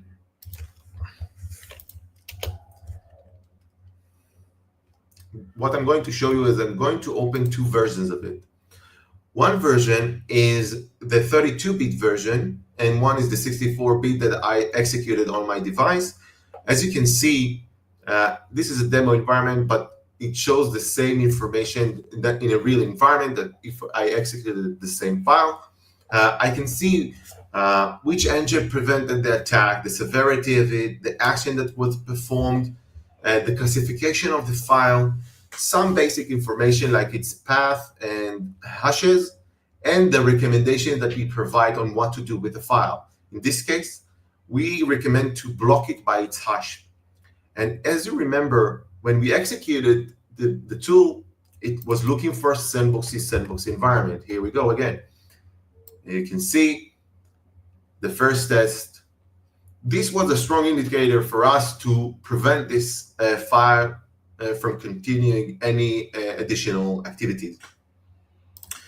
Now, this is the 64-bit version. If I go to the 32-bit version, it has the same characteristics as the 64-bit version, but in this case, it has some slightly different hashes because it's the same code for this tool, but for different architecture of the operating system, and it has different signatures, but the same severity, same engine prevented it, same classification, and same recommendation on what to do with the file is to block it.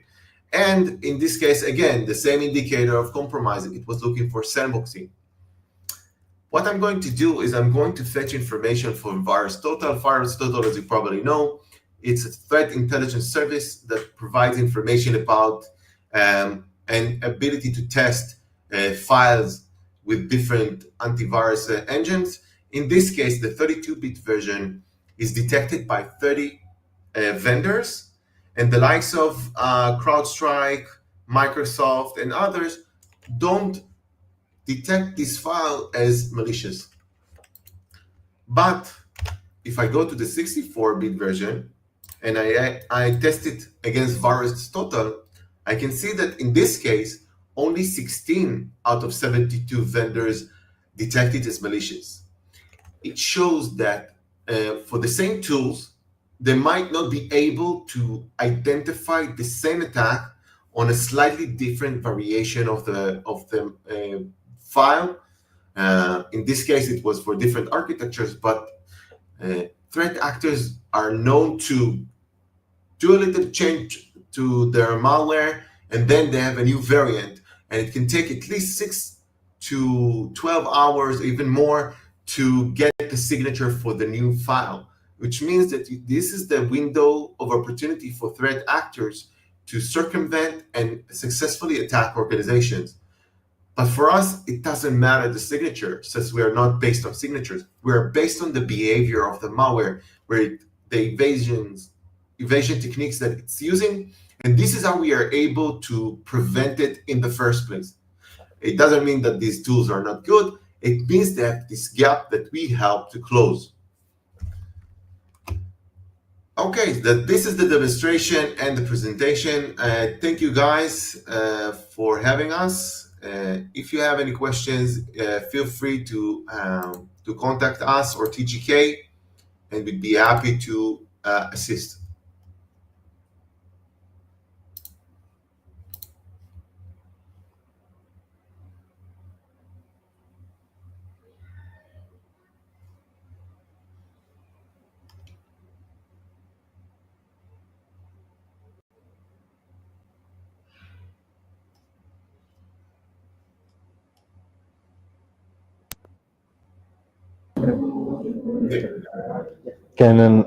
I may be here, sorry. Yeah, and now I can hear you.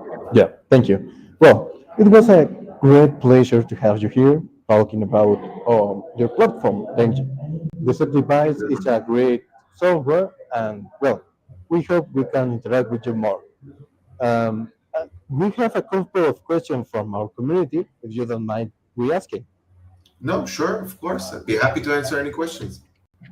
Well, the first question is, how does Deceptive Bytes excels over other softwares? What makes Deceptive Bytes special? So currently, the solutions today use either signatures to block any known malware, or they try to identify patterns using machine learning and AI. Deceptive Bytes comes with a different approach. Our approach is to use the evasion techniques to prevent the attack and not detect it after it has happened. This helps prevent it in an early stage of the attack, saving the organization time, money, and resources on handling successful attacks and trying to restore the environment. And this is a very important aspect. The time to restore the environment is crucial to organizations, and some businesses can fail and close because of ransomware attacks. And this is how we are here to prevent that as well. The next question is, how does Deceptive Bytes react when a new threat is detected, when there's new malware going out in the market? Oh, great question. Usually, even if there are new evasion techniques, the threat actors implement 10 or even more different techniques, which with each sample that they release in the wild in order to successfully attack organizations. So even if there is a new variant of a threat, we can always stop it using the current techniques that are already implemented in the solution. And we had this opportunity. We've once saw a very novel way to attack organizations. The malware, what it did was very sophisticated. It created a virtual machine on the endpoint using Windows XP features of Windows. And inside that virtual machine, it used the sharing to encrypt the files.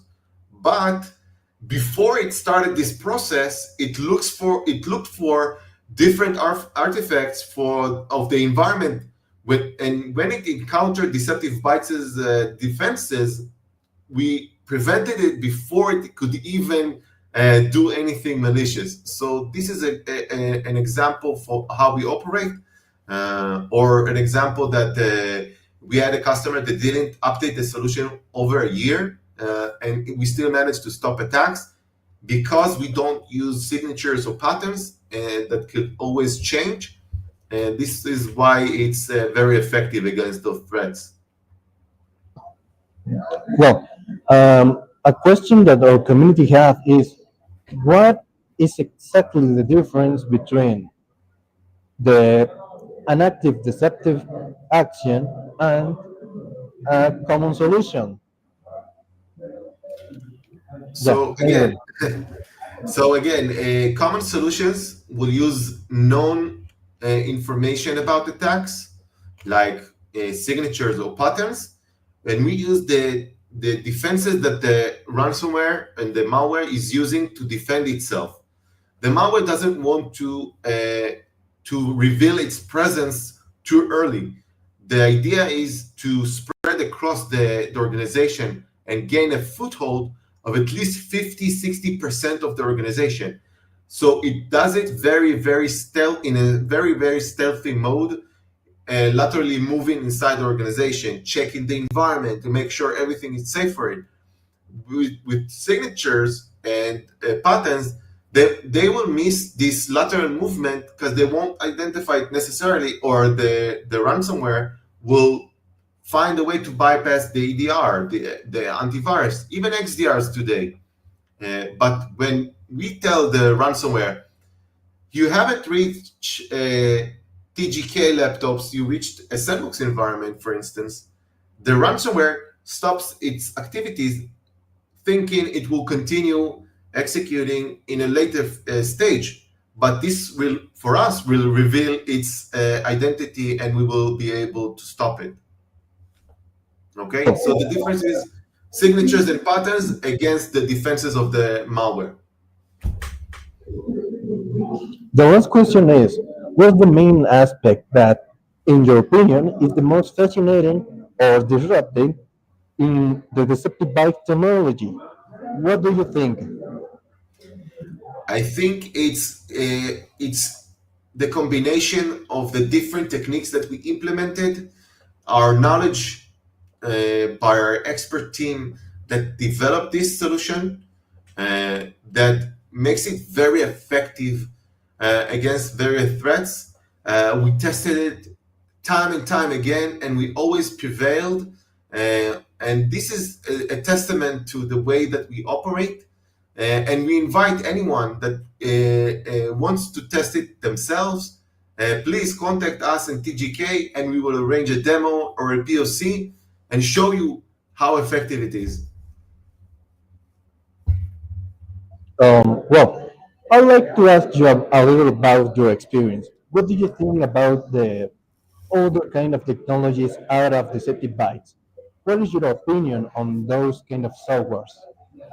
I think that they were very good 10, 12 years ago when they were very innovative to their time. They brought something new besides signatures. EDRs brought the news of pattern recognition and identifying attacks, and even also recovering from the attacks in some cases where they were able to identify the way that the attack was operating and revert back to previous images of the device.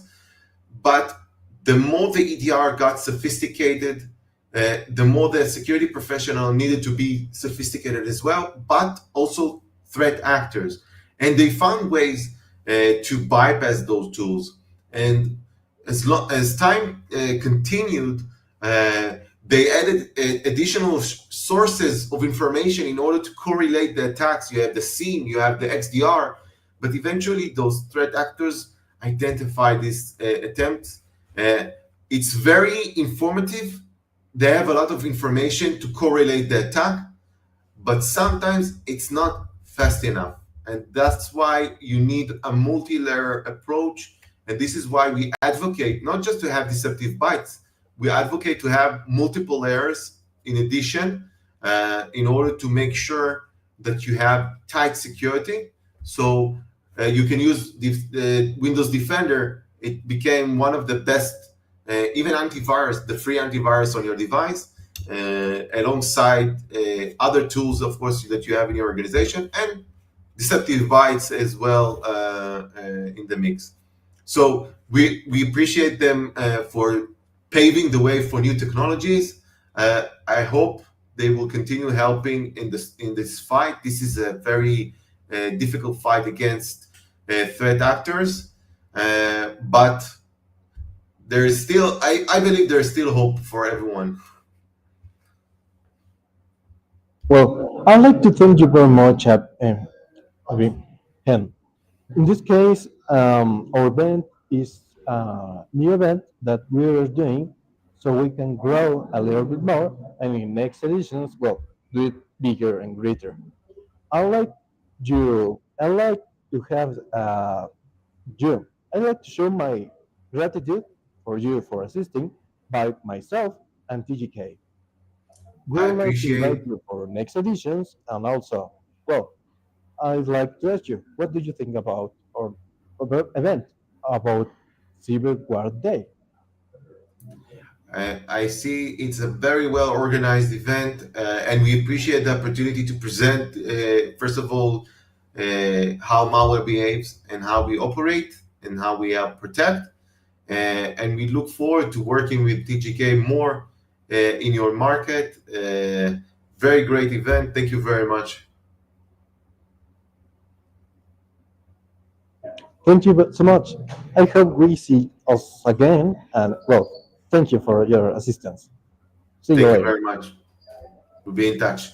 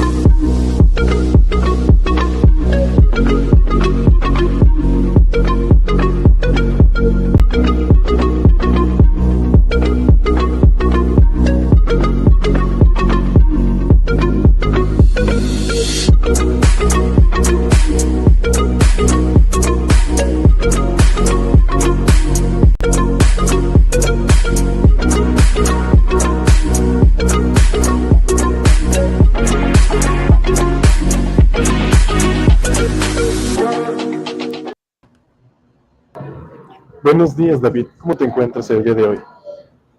Muy bien, ¿qué tal? ¿Cómo están? Mi nombre es Adriana Cebes y yo estaré representando a México el día de hoy en este evento llamado Ciberguard Day. ¿Qué tal? Un gusto desde Panamá. ¿Cómo estamos? Bueno, muchas gracias por su asistencia y estamos esperando tu colaboración. Por favor, continúa con tu tema. De antemano, gracias por la atención. Un saludo a todos los participantes de este gran evento y a los organizadores de antemano, agradecido por la participación, de poder compartir un poco la nueva forma de poder, de una u otra manera, que los líderes, los CEO de organizaciones, hay veces descuidan y desconocen temas de ciberseguridad y cómo proteger, al menos con las hojas de ruta, estas mismas, en una era donde la IA hace las cosas más fáciles para los temas de ciberataque. Antes era más complicado, o sea, para los hackers o los hacking étnico, o sea, poder de una u otra manera tratar de vulnerar o tratar de detectar y defender algunas de las falencias o debilidades que tiene la empresa en áreas de TI. Algo que no me había percatado y no lo había puesto de repente en la ponencia, y algo que justamente el título dice para líderes, cómo proteger la organización en una era de la IA. O sea, sabemos que todas las personas que están conectados, la base inicial es hacer el diagnóstico, ¿no? ¿Cómo diagnosticar? ¿Cómo saber que un líder, saber que cómo está mi empresa protegida, ¿no? Sabiendo de que más aún que en algunas empresas hacen transacciones en línea o algunos procesos de pagos en línea, bancos, y le voy a mostrar algunos casos del tema, porque considero que esto de una u otra manera es relevante. ¿Cómo diagnosticar? ¿Qué es lo primero que se tiene que hacer? O sea, nuestra empresa, de una u otra manera, sabemos que podemos de una u otra manera entender que tenemos tecnología de vanguardia, en las áreas de TI, de repente tienen algún tipo de firewall o contrafuego o protecciones, que son los contrafuegos o que son los firewall, que son como las puertas que tienen 2, 3 llaves para que los intrusos les haga más difícil entrar a la casa. Lo mismo pasa en la nube, ¿no?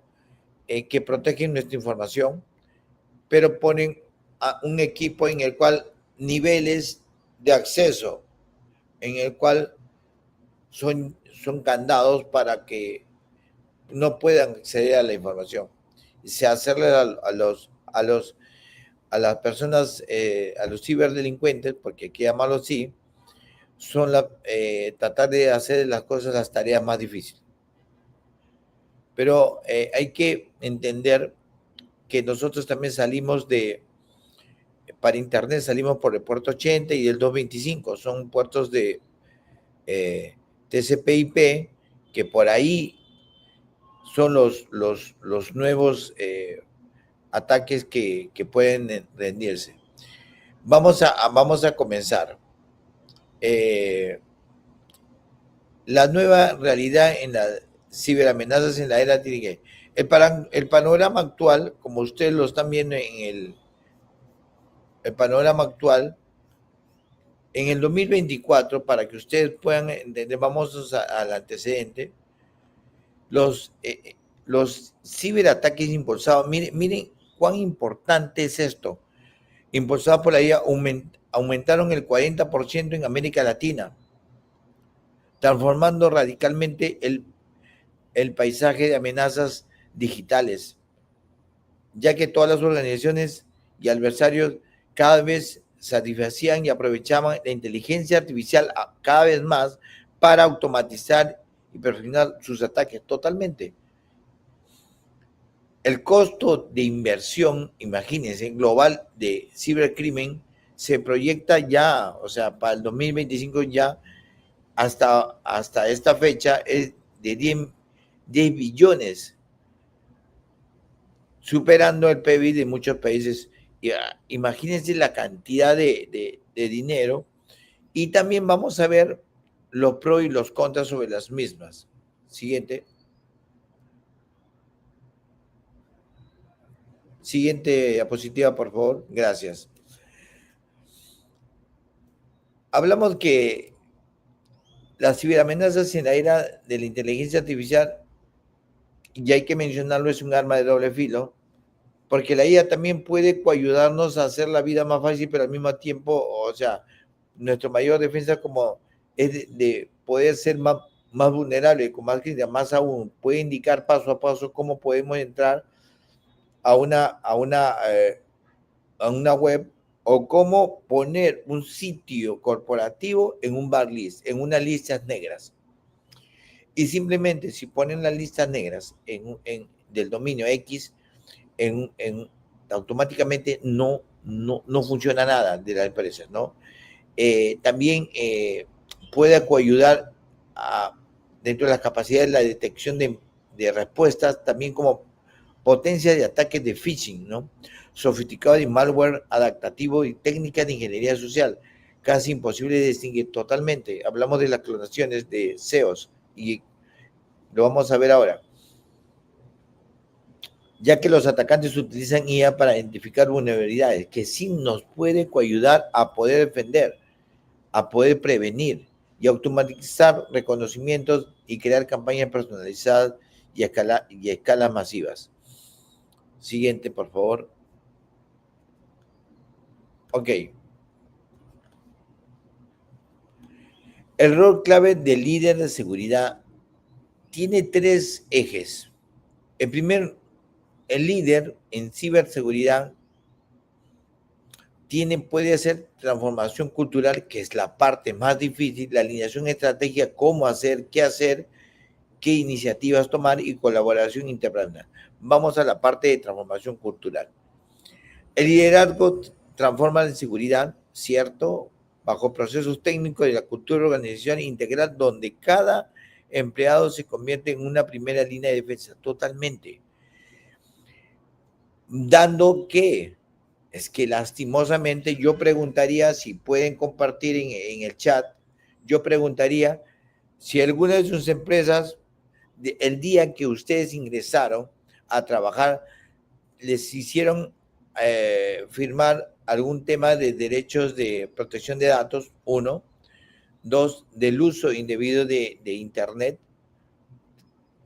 y de la política de seguridad de la información de empresa.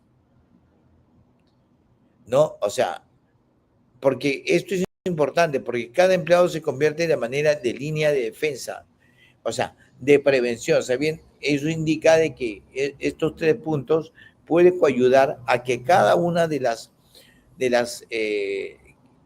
servidores o de los servidores públicos, de los empleados, pueda tener y pueda saber que firmaron documentos en el cual de una u otra manera pueden coayudar a la defensa de la información y del uso indebido del Internet o de la IA para temas externos. Y tiene que cambiarse la idea que la protección de la información es totalmente confidencial. Ahora vamos a ver unos casos de transformación cultural posteriormente. La alineación estratégica. Los líderes alinean las líneas totalmente. Debe haber una hoja de ruta de seguridad de los objetivos empresariales, asegurando que la protección no frene la innovación, sino lo habilite. Totalmente, que debería haber una hoja de ruta en el cual viabilice estos procesos estratégicos de poder seguir avanzando, pero innovando, pero protegiendo. sabiendo que justamente en el tema número 1, que es transformación cultural, ellos ya firmaron documentos, ellos ya saben que tienen que proteger la información, saben que no se pueden llevar la información que es netamente confidencial de la empresa. Lastimosamente nadie lo hace. Muy pocas entidades del Estado o entidades privadas lo hacen. Me encontré con muchos casos en el cual decían, sí, mis empleados llevan sus computadoras, en municipios, en gobiernos también. Pregunta, y lanzo la pregunta en el grupo también. Muchos de ellos lanzan, llevan sus equipos de laptop, pero ¿qué es lo que pasa? Llevan sus equipos de laptop, supongamos en X motivo, o sea, se vence el contrato, ¿ok? Pero la información se lo llevaron. Ese es uno de los grandes problemas, ¿no? ¿Por qué? Porque no hay niveles y objetivos empresariales de protección de información. Lastimosamente, se vuelven un medio en el cual, o sea, se facilita la posibilidad de que los empleados se lleven sus computadoras, pero al mismo tiempo se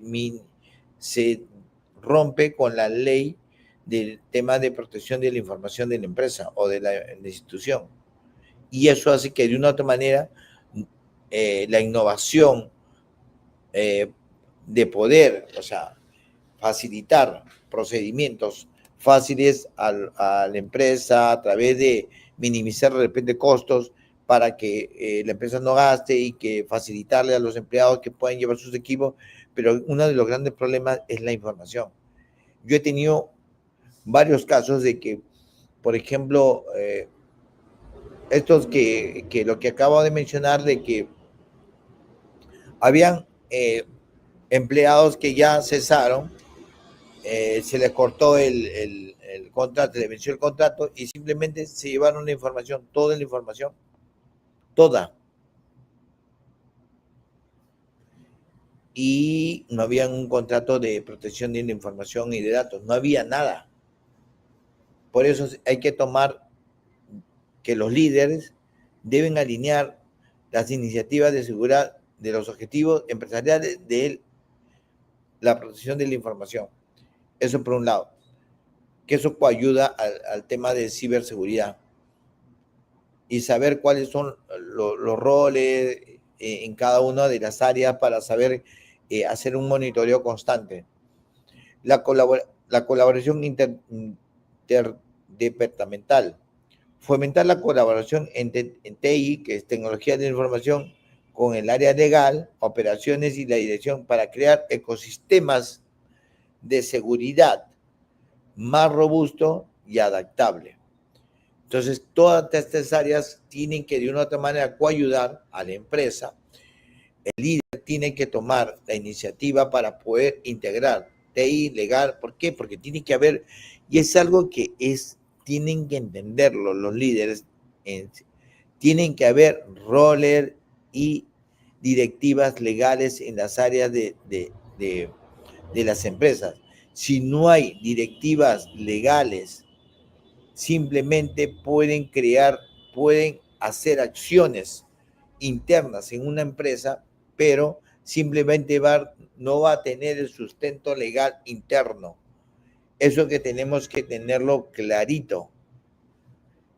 Eso es importante, que las acciones lleven un tema legal y que se comparta, se fomente en diferentes áreas de la empresa, directivas donde que indiquen, por ejemplo, de tal hora no se puede usar el internet para temas externos, se van a cerrar las redes sociales, cosas por el estilo. O sea, que la protección de información es netamente confidencial, ¿no? Es que también todo tiene que ir de la mano. ¿Por qué? Porque si yo puedo decir que la información puede ser confidencial, ellos pueden decir de una otra manera, los empleados, que simplemente no firmaron documentos donde había como el tema de protección de la información. Y simplemente, como esa es la gran debilidad de muchas empresas, que no hay normas de ética de uso del Internet o de la IA o de compartir información.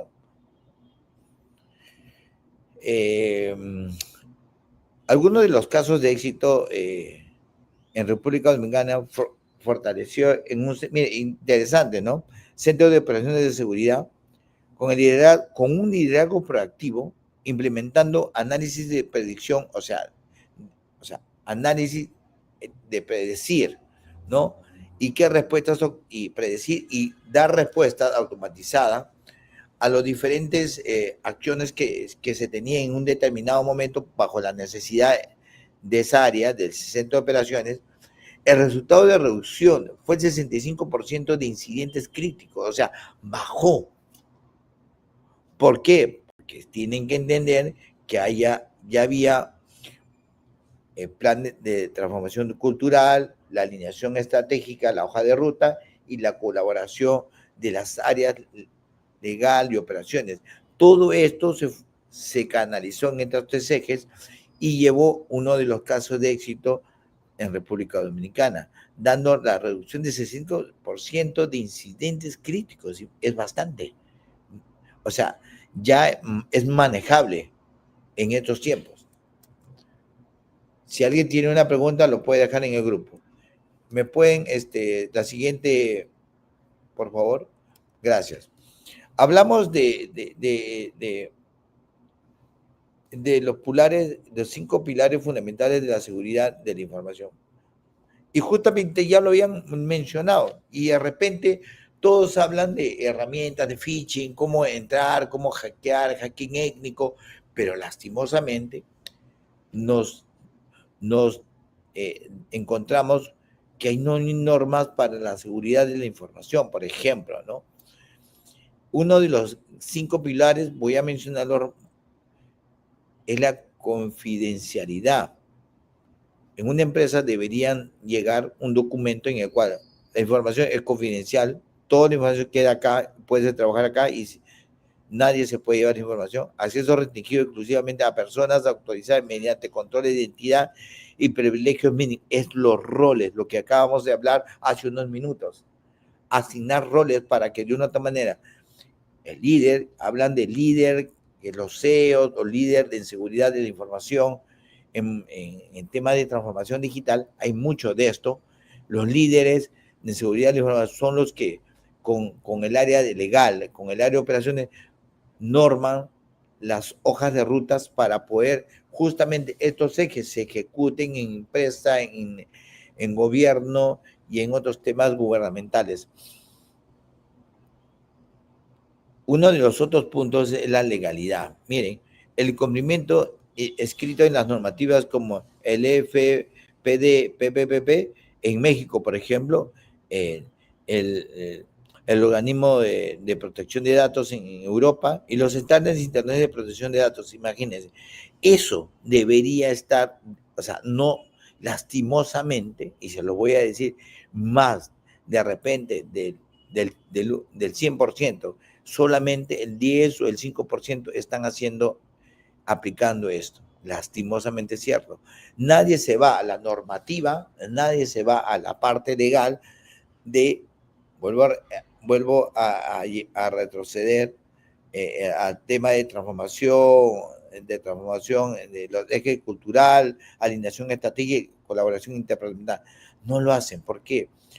Porque descuidan, más tratan de implementar, más tratan de contrarrestar a través de un manejo de crisis que se presenta en una empresa, ¿no?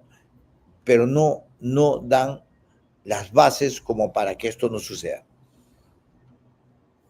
La integridad. ¿Qué garantizamos? Los datos, la información, ¿no? Que permanezca completo sin alteraciones no autorizadas durante el ciclo de la vida o durante el ciclo del trabajo. Es la integridad, que ahora lo llaman ética, ¿no? La disponibilidad. Asegurar que los sistemas de datos estén accesibles cuando se necesiten para los planes de continuidad y recuperación robustos. Totalmente. Hablamos de los backups, de información, que la información esté apta como para hacer un respaldo, los planes de continuidad, los planes de contingencia, de eso estamos hablando. Autenticidad, verificación rigurosa de identidades y fuentes confiables mediante la autentificación y multiplicador de certificado digital. Totalmente, ahora más que nunca, casi todos en las empresas, en las instituciones de gobierno, utilizan firma digital. Y debería ser mucho más, creo que ahora casi en todos los correos te piden la verificación de esos pasos para verificar si no eres un robot o para verificar si no eres la persona. Google lo hace, por ejemplo, ¿no? Entonces, creo yo que estos son los pilares que conforman el marco fundamental sobre el cual construye cualquier estrategia de ciberseguridad efectiva sostenible. Tenemos que tenerlo en cuenta, ¿ok? Este es el eje para poder armar un marco fundamental sobre el que constituye la estrategia de seguridad efectiva. Y esto se tiene que plasmar en un documento, basándonos a los los roles, ¿no? A los roles de transformación cultural, la alineación estratégica y la colaboración interdepartamental. Si tienen alguna pregunta, déjenlo en el chat, por favor. Seguimos.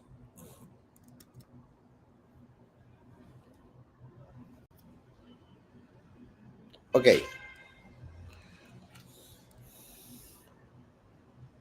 Casos reales de bueno, solamente he mencionado 3 casos y esto es netamente para que ustedes puedan ver cuán importante es el liderazgo en esta nueva era de la IA para poder minimizar costos, proteger, prevenir. La empresa farmacéutica multinacional que implementó y detectó a tiempo real, ojo, amenazas en 64 sitios distribuidos, globalmente utilizando SIM, con el análisis de comportamiento basado en IA, lograron identificar y neutralizar un ataque de ransomware en las fases iniciales, evitando pérdidas estimadas de $45 millones. Estamos hablando de que justamente ya lo hemos conversado de repente con el CEO de la organización, de que nadie hace prevención, nadie tiene lo que se llama un plan de manejo de crisis en ciberseguridad. Y hay veces hay que de una u otra manera tratar de poner la hoja de ruta. En el sector energético, la resiliencia operacional. La compañía energética, mire, mexicana, redujo el riesgo de tiempo de producción cibernético en un mes mediante la implementación de segmentación de la red, monitoreo continuo de OT/IT en planes de respuesta automatizadas con IA. La inversión fueron 2.3 millones, justificó al prevenir una interrupción que hubiera costado a sumar $18 millones. ¿Es importante invertir, planificar, prevenir? Sí. Estos son casos reales, mexicanos, reales. Acá no hay pinta, como se dice en España. Acá la cosa es real. Si yo le preguntara a todos los participantes, a los que tienen empresa, ¿cuántos de ellos, vamos a hacer algo fácil, por no decir empresa, ya, vamos a ver. La norma indica de que cuántas veces, por ejemplo, alguien me puede responder ahí en el grupo, cuántas veces desde cuando han creado su correo, ya sea el email o cualquier correo, hace cuánto tiempo que no cambian la contraseña. Escríbame en el chat, por favor, hace cuánto tiempo no cambian su contraseña.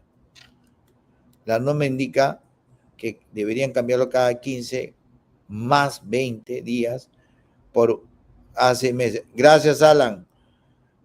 O sea, ¿por qué? Y está guardado de repente todas las claves en el celular. Ahora mi pregunta es la siguiente: ¿se pierde el celular? Las claves están guardadas en el caché del celular. Ahí están. Las claves del celular, del correo, de tarjeta de crédito, todas las claves están ahí. Y es tan fácil descubrirlo, fácil, porque está en el cookies. Igual en la laptop, lo mismo. O sea, eso es tan fácil. No, me han hackeado. No te han hackeado. Simplemente han encontrado la puerta. Las personas que saben, ya se lo di un tips. Las personas que saben, ahí está. Hoy no me olvidé mi contraseña. Vayan a cookies del navegador. Ahí están todas sus contraseñas guardadas. En el celular, lo mismo. Entonces, cuando hablamos de que, no, mira, 6 meses acaban o sea, estamos hablando de que ya hay muchos que ni siquiera lo han hecho. Alguien en una conferencia yo decía, ¿cuántas veces han cambiado? Me dijeron, no, me dijeron, ¿sabes qué? Desde que lo abrí. ¡Wow! Mis contraseñas están guardadas en mi celular. Totalmente, sí, claro, están guardadas, pero están guardadas porque están en tu navegador.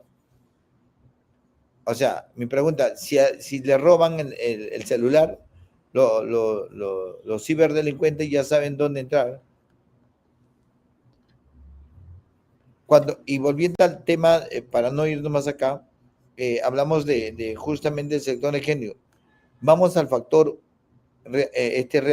reality mexicano. Mira. La cadena fácil implementó simuladores, simulacros, y es cierto, es lo que justamente se debe hacerse minutos de prevención. Lastimosamente nadie lo hace. ¿Por qué? Algunas empresas, porque esperan que llegue el caso de la crisis como para poder después actuar, porque las crisis se generan porque no hay un plan de crisis, no hay prevención. Simplemente. Entonces, en este caso, ellos implementaron simulacros mensuales de phishing y capacitar. Y de antemano, gracias a esta organización por tener esta puerta para que la gente pueda entender que no solamente hablamos de grandes casos de hacking, no, estamos hablando del uso diario, común, de nosotros. Ya le planteé algo fácil, ¿no? Algo casi fácil que en nuestro día a día, en nuestro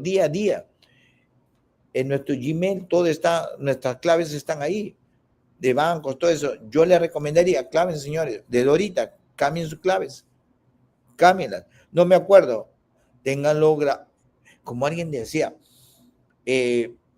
yo trabajé en Naciones Unidas 14 años de mi vida, en el centro de información fui el CEO del área de tecnología, y ahí veía todo lo que es seguridad, firewall. Llegó un momento determinado de que la política empresarial de Naciones Unidas pintaba de la siguiente manera.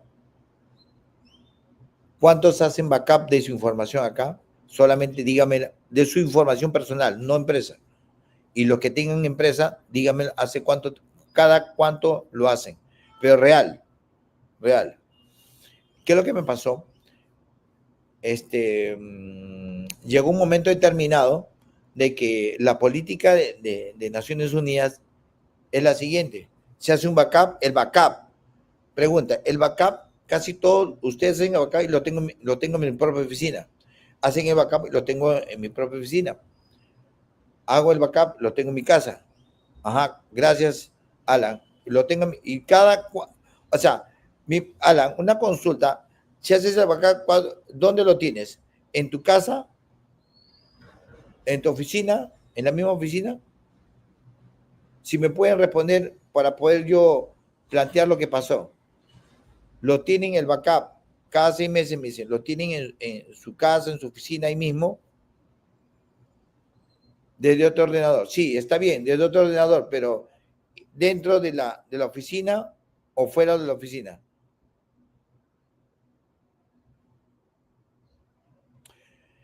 Entonces, ¿qué es lo que pasó? Fuera de la oficina, perfecto. Entonces, ya eso iba. Miren lo que pasó. La política de Naciones Unidas, ¿cómo era?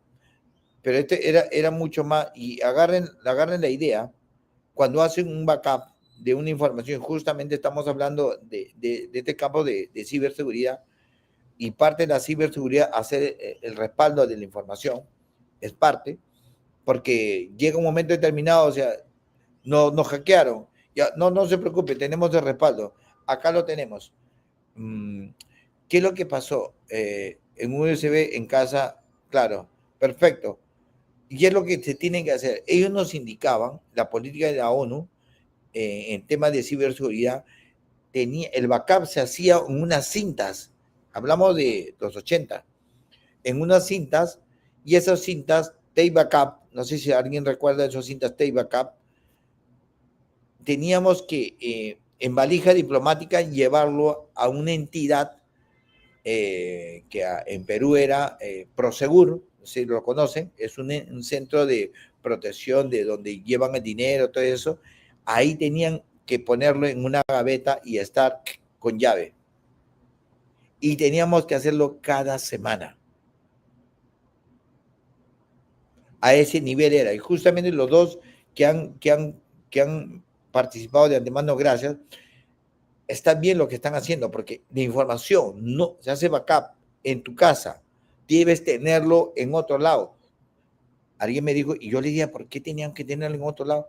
Porque cualquier cosa puede suceder en el lugar físico. Supongamos que se incendie, ya ha habido casos reales, que se incendie por el motivo el local, que yo no quiera, la información está protegida, porque es el core business de la institución. El core business de la institución. Yo lo tengo en la nube. Perfecto, también. Ahora sí, ahora es mucho más práctico. Gracias.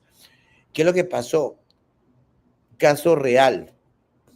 Banco de la Nación en Perú. La central,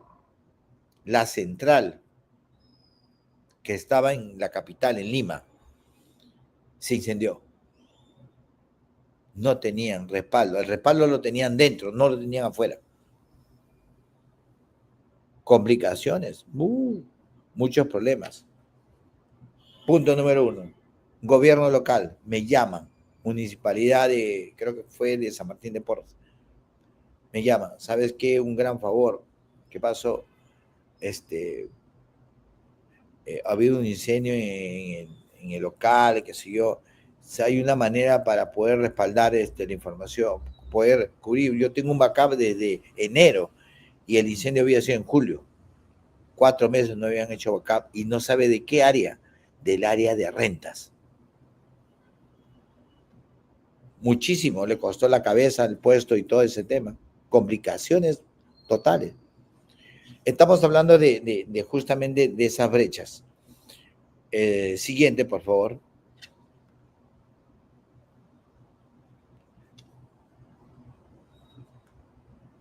Ajá. Prácticas esenciales para prevenir. Decir, totalmente. Vamos a, ya planteamos la estrategia, ya planteamos los ejes, los roles de un líder, ahora los ejes en esta era de la IA y los pilares, mencionados los 5 pilares, que eran los 5 pilares, por favor, los que se acuerdan: confidencialidad, integridad, disponibilidad, legalidad y autenticidad. Tómenlo nota. Y algunos casos en México que se mencionaron. Ahora vamos a las prácticas esenciales para prevenir ataques. Alguien me decía, ¿tenemos que tener un manejo de crisis? Sí, claro, pero tiene que haber el tema, si no hay sensibilización continua y formación mensual de los equipos. Y alguien decía en un determinado momento, no, pero tenemos que capacitar solamente el área de TI. No, mentira, a todos tienen que capacitar, todo, y ahí justamente tienen que involucrar al personal, tienen que involucrar que esto es importante, porque si todos están alineados en un solo eje, simplemente no pasa nada. No pasa nada, y creo que van a tener muchas más oportunidades. Se dice programas de formación mensual con talleres interactivos, simulación realista de phishing y certificaciones internas. Claro, es que eso sea. Hola, y de repente, como alguien decía, alguien tenía la posibilidad de que alguna empresa, como jugando, los han capacitado y han hecho pruebas de testing, de phishing, de algunos ataques a través de correos temporales, con contraseñas temporales, que hay páginas muchas, y que pueden cambiar. Alguien me decía, ¿puedo clonar un correo? Sí, se puede clonar un correo.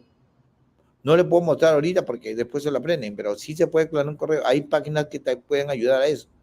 en estos tiempos, mucho más. Puedes clonar el correo de un CEO, de una corporación, y simplemente porque se vuelven correos temporales nada más, y clonados simplemente por un solo uso, y pues listo. Entras, mandas, sabes que soy Juan Pérez, listo. Dale clic acá y boom, ya listo, se acabó. Funciona así. Auditorías periódicas, totalmente, debería haber. Cuando hablamos de sensibilidad tenemos que capacitar. El core business, el personal es el eje más importante. Auditorías periódicas, evaluaciones trimestrales de vulnerabilidades. Pest testing ético, totalmente. La revisión de configuraciones de análisis, de logs, a ver, para ver quiénes están tratando de entrar, por qué puertas, por qué puertos, pruebas de respaldo, ¿no?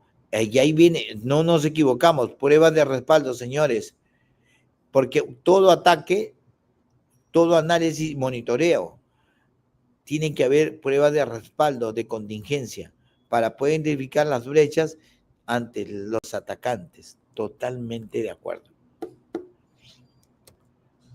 ¿Alguien me puede decir si es que de repente está tratando de, alguien está haciendo hasta ahora esto? Me avisa en algunas empresas o de repente en su propia vida. Fortalecimiento del equipo, totalmente. La capacitación es la mejor inversión para que la gente pueda entender y pueda estar preparada para poder de una vez contrarrestar cada uno de estas inconvenientes que se pueden presentar en las empresas.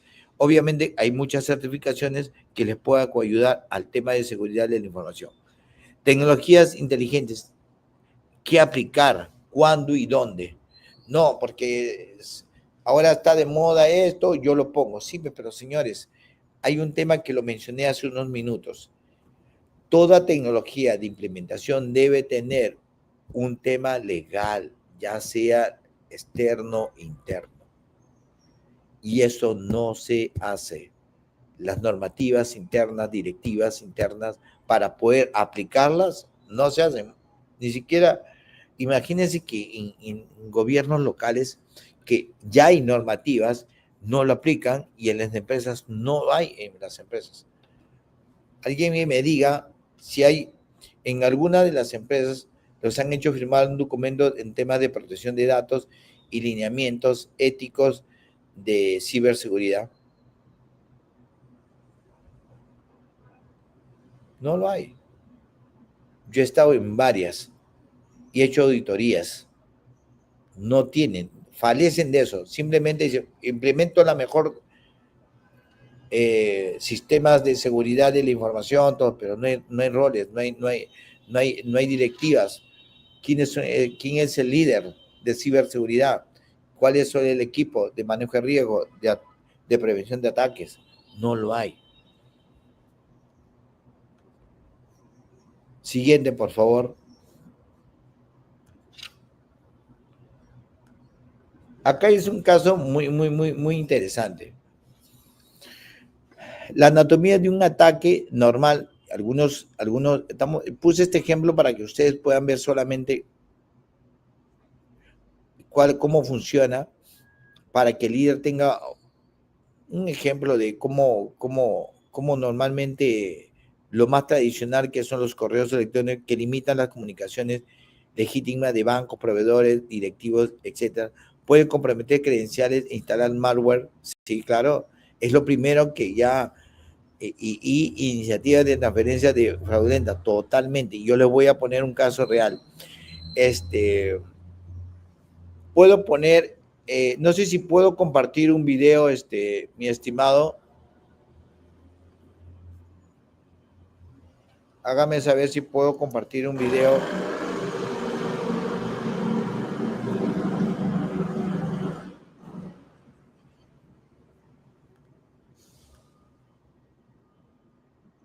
A ver.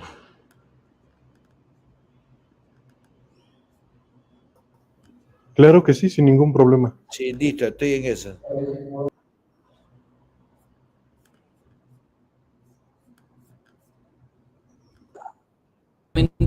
Que sois cibercriminales de alta potencia y que queréis hackear un banco. una institución financiera de X país. Tenéis dos opciones, ¿no? Normalmente. O externamente como atacantes pues encontráis, ponle tú alguna vulnerabilidad crítica que os permita pues extraer información de la entidad, atacar a la base de datos, alguna movida para extraer datos de clientes, ya sean pues nombres, contraseñas, datos de la tarjeta, código CVV, entre otras cosas. Y luego una forma pues más sencilla sería ¿cuál? La de contar con un insider, que insider, para el que no sepa lo que es, pues ponte tú el típico empleado descontento al que le pagas cierta cantidad y en vez de tener tú que externamente pues buscarte las maneras de comprometer la compañía, ya cuentas con ayuda interna y ese insider, ese interno, empleado interno, pues te da acceso de alguna forma. Le pagas, él se va contento y tú ya pues tienes lo que querías, ¿no? Bueno, pues algo similar, sobre todo en este segundo caso que hemos comentado, ha pasado con una de las principales instituciones financieras de Perú. Estamos hablando de Interbank. Aquí en el chat creo que hay bastantes de Perú. Algunos de aquí operan con Interbank. Que diga yo, que levanten la mano o se pronuncien por el chat. Vale, pues unos cuantos, ¿no? Joder, pues me veo un montón de público de Perú, cabrón. Bueno, estarán los típicos que estarán de coña, pero bueno, quiero pensar que de entre los que hay por aquí en el chat, pues de verdad hay algunos de Perú, ¿no? Pues lo dicho, han hackeado Interbank, han pasado cositas y dirás tú, vale, ¿cómo ha hecho el atacante para hackear el banco? Cabe destacar que, bueno, lo que vamos a estar mostrando son datos. He pillado un hilo en Twitter y he estado leyendo también algunos artículos por ahí, pero este hilo en Twitter pues contempla casi todo, los puntos más importantes. Alguna información que otra pues queda pendiente por confirmar, pero casi todas coinciden en lo mismo, por tanto eso. Hablemos de presuntamente, porque algunas cosas igual están atadas con pinzas, pero bueno, tiene pinta de que se intuye o se estima que los tiros han ido por ahí. Hagas lo que hagas, hazlo con una web.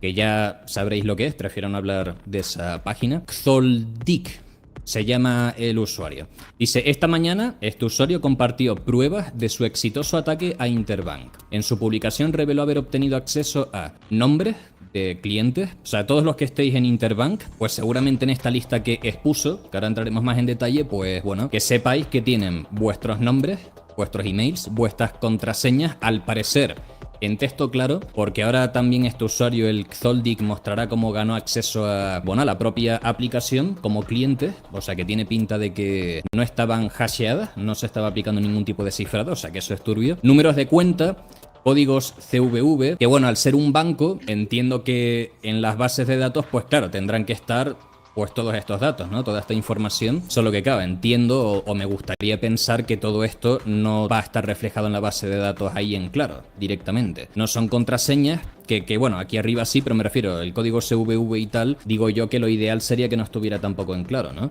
Pero bueno, sigo sin entender cómo Interbank no tiene CVV dinámico. Ya, eso está guay también. Eso es en plan que vas a hacer un pago, ¿no? Y cuando te pide el CVV es exclusivo para ese pago y luego cambia, ¿no?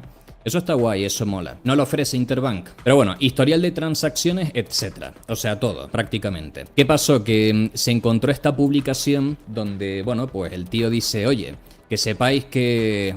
no sé si aparecía cuántos datos habían. Bueno, 3,8 terabytes. O sea, 3,8 terabytes. Eso en datos de clientes telita, ¿eh? Eso me parece un auténtico disparate. Y bueno, 8 créditos que cuesta para ver el contenido. Esto de los créditos, no sé un crédito cuántos euros son. Alguien que haya comprado cosas ahí pues ya me confirmará. Pero bueno, ahí se ve, ¿no? Nombre completo, DNI, identificadores de cuenta, año de nacimiento, el último nombre de la madre por la cara, nacionalidad, direcciones, números de teléfono, correos, direcciones IP, género, balances. Es que todo, básicamente. O sea, la pregunta es ¿qué no ha extraído este señor? ¿Y cuánto tiempo habrá tardado en extraer el tío o exfiltrar estos 3,8 teras de información? Que me parece una locura, ¿eh? Bueno, actualmente Xoldik ha hecho público los datos sensibles de cientos de personas. Ah, vale, que lo pone por ahí. Además, ofrece a todo el leak por el módico precio de $20. Hostia, cabrón, $20.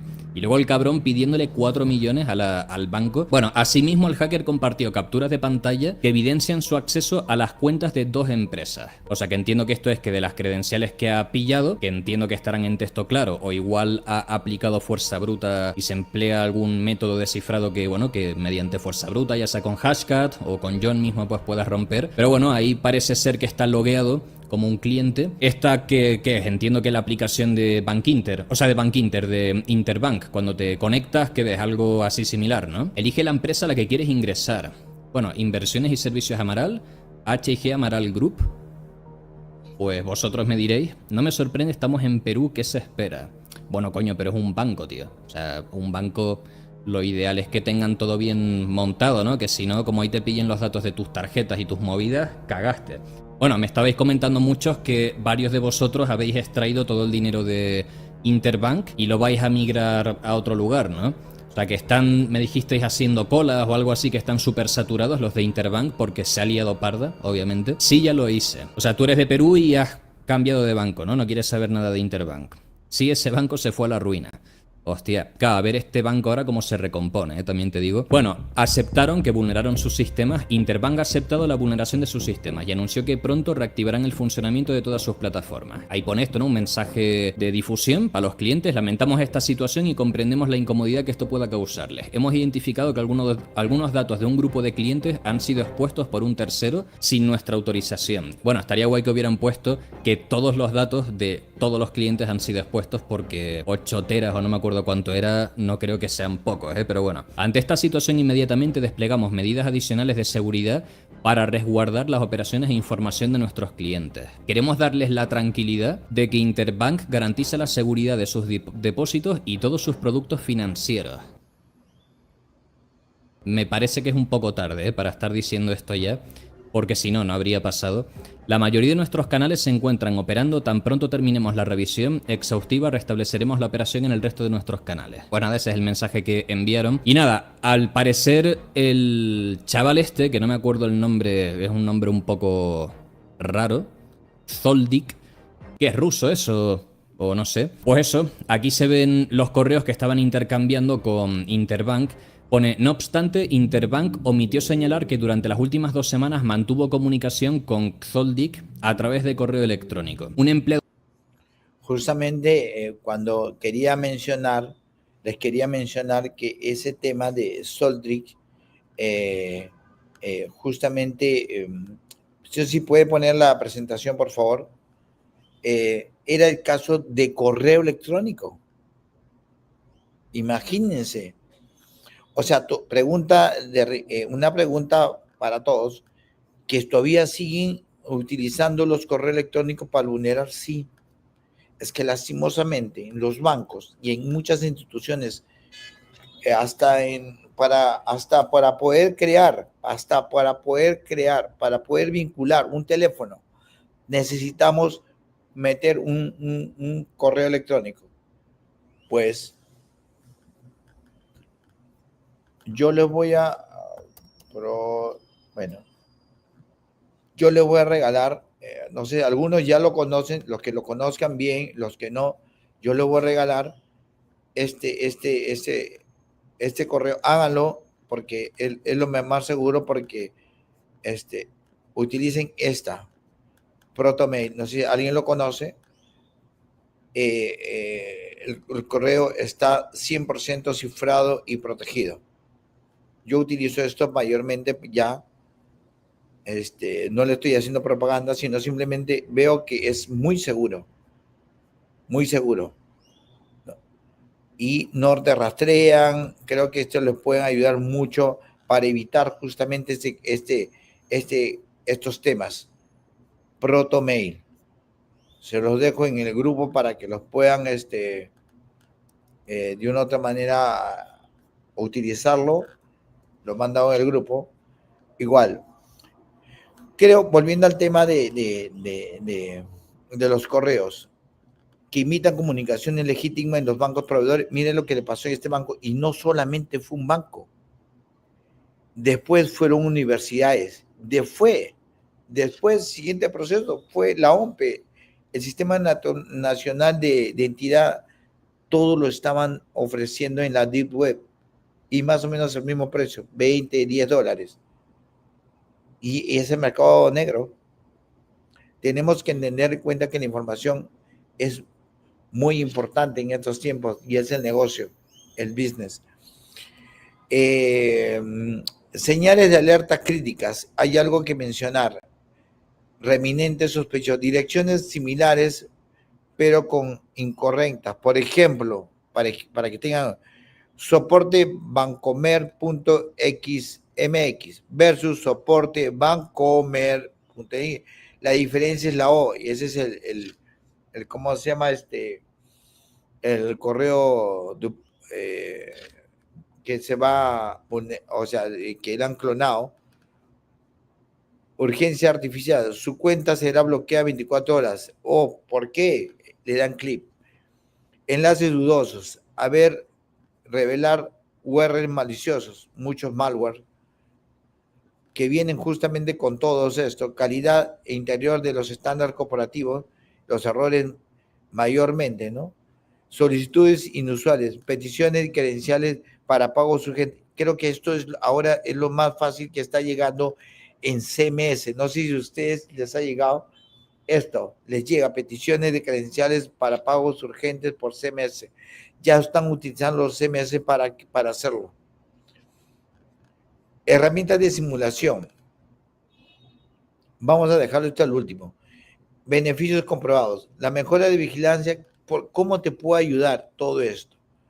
A través de las herramientas, que justamente el ejercicio previo recomendado. Utilice plataformas de ghost shipping gratuita y open source o coldware para crear campañas de phishing simuladas que configuren escenarios realistas y que midan tasas de clic, reportes y aprendizaje.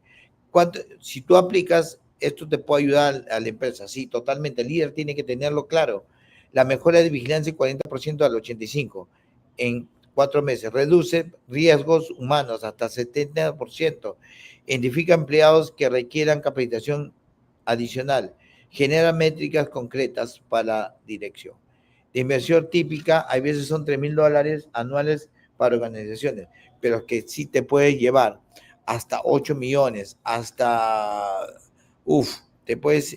habido casos, como los mencionamos, que la inversión ha sido poca, pero hablamos de 45 millones de dólares estimada en pérdida, 18 millones estimada en pérdidas, que eso coayuda en estos tiempos a poder saber que tenemos que invertir en factor capacitación y prevención de riesgos. Siguiente, el ghost shipping. Ajá, esta es una herramienta que justamente la había mencionado. A ver, vamos a ver acá en la parte de, para poder verlo, no sé si tengo acá un,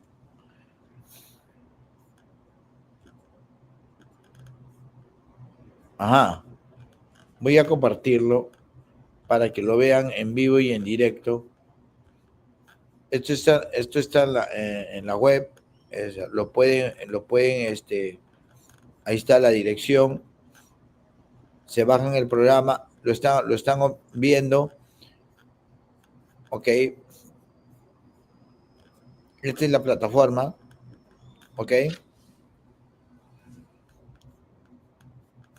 Ustedes de una otra manera pueden, vamos al español para que, ajá, el marco de phishing en código abierto. Es una potente framework de código abierto que realiza la evaluación de posiciones de organizaciones de phishing. Es gratis, totalmente. Lanza una campaña, ustedes pueden crear plantillas, ¿no? Que facilita la importación de plantillas de phishing para precisión en pedido de aprendizaje. Y ustedes van monitoreando. Instalación con un solo clic, el API, hay hermosa interfaz, todo esto. Ajá.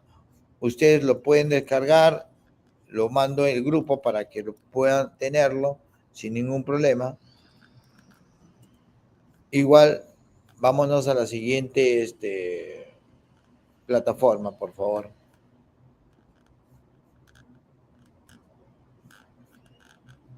Siguiente, por favor. Ajá. Y la otra también, es la otra herramienta también, free, open source, que también les ayuda a cubrir escenarios que de una otra manera también les puede ayudar un montón. Vamos, aquí está. Voy a compartirlo. Les puede ayudar un montón para poder hacer testing, prevención.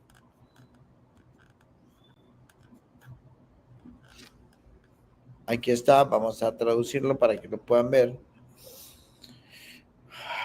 Plataforma de información de concientización sobre seguridad, la primera categoría. O sea, ustedes pueden, biblioteca completa, simulaciones de phishing impulsada por IA, ustedes pueden agarrar, pueden revisarlos sin ningún problema y pueden comenzar a probarlos sin ningún problema. Creo que hablamos de que herramientas como estas les puede ayudar mucho al tema de prevención.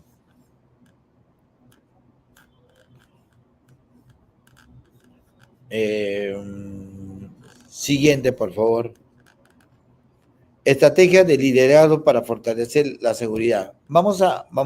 Ya estamos prácticamente en la parte final, pero hay que entender qué aplicar, qué hacer. Hablamos de ciberseguridad, de prevención, manejo de crisis, pero todo plan de un líder, de líderes en ciberseguridad o líder de seguridad, ya sea en plan de transformación digital, gobierno digital, etcétera, o empresarial, a través de la transformación digital para pymes o MIPES, o etcétera, o corporativas, deben tener estrategias de liderazgo para proteger la seguridad. Una de ellas, que la cultura de seguridad compartida, definitivamente tiene que haberlo. O sea, si no hay eso, no hay nada. Que tenemos que tener claro. Hay veces dicen, no, yo prefiero herramientas para... Sí, pero ¿cómo aplicas si no hay de una u otra manera alguna hoja de ruta para establecer las mismas? Promover una cultura, y lo habíamos mencionado a cada miembro del equipo de direcciones, hasta la dirección, que comprenda su rol de protección de activos digitales, que en este caso es la información. La seguridad es responsabilidad inclusivo de TI, sí, pero también es un ruido colectivo, es de todos. Eso que quede claro. Liderazgo. Por ejemplo, los directivos deberían demostrar prácticas de seguridad visibles, autentificadas, el multifactor para actualizar contraseñas. Totalmente. Las contraseñas deberían estarse planificadas a todos, señores, por si acaso se les va a cambiar la contraseña cada 15 días, cada semana. Lastimosamente se tiene que hacer. En entidades donde manejas mucha información, lo tienen que hacer. Los backups de la información afuera, no adentro. Comportamiento de cápsula que establece el estándar. En el liderazgo se tienen que establecer los roles. Decisión basadas en riesgo. Y ahí viene cómo implementar los frameworks, qué utilizar, qué hizo para priorizar inversiones, ¿no? ¿Qué nodos de riesgo requieren las mismas atenciones y enfocar para las amenazas para mayor probabilidad de impacto potencial? O sea, para prevenir un mayor impacto que pueda costar mucho dinero, muchísimo dinero. Adaptabilidad a la residencia, desarrolla capacidades de respuesta rápida ante amenazas emergentes. La IA te puede ayudar mucho con esto. Establecer comités de crisis, que no hay, protocolos de comunicación y planes de continuidad que comprueben trimestralmente la residencia. Se tienen que hacer. La residencia que construya antes del incidente, totalmente. Se tiene que construir todo antes de, porque después de todo tengo un problema, ya fue problema, ya se ejecutó. Siguiente. Preparando su organización para el futuro digital. Vamos, la seguridad, tienes el diseño de la seguridad, la concepción del proyecto, desarrollar en productos, realizar la evaluación de privacidad y revisiones de código de seguridad antes del despliegue, prevenir 10 veces más económico que remediar. Totalmente de acuerdo. Siguiente. Actualización tecnológica. ¿Cuántas empresas no han actualizado sus software o sus updates, sus antivirus? Imagínense, con eso le digo todo ya. En el cual hasta por un malware que ingrese a, ¿cómo se llama?, a una computadora, genera un tráfico total que puede generar un cuello de botella que ningún correo puede salir. No sé si les ha pasado, pero puede pasar. Y hay casos. Mantenerse al día en las soluciones de IT compatibles de Zero Trust, Architect, SABS y Cloud, microsegmentación de la red, evaluar nuevas tecnologías y criterios de seguridad, no solo con funcionalidad. Siguiente, preparando la colaboración estratégica. Siguiente, establecer reuniones mensuales con el área de TI legal, ya lo he mencionado, recursos humanos y dirección. Crear comités de gobernanza de datos, que no lo hay en las empresas. La ciberseguridad efectiva requiere perspectivas multidisciplinarias y alineación ejecutiva. Dentro de la estrategia se tiene que aplicar esto, totalmente. Hablamos de roles, normas legales, hojas de rutas, donde todos tienen que saber lo que se va a hacer en una organización. Siguiente, por favor. Respuestas y recuperación. Totalmente. Desarrollar y documentar. Ojo, desarrollar y documentar planes de respuesta de incidentes. IRP. Con roles claros, cadenas de comunicación y procedimientos de recuperación. Realizar simulacros bianuales tipo tablero top de incidencias para validar eficacias.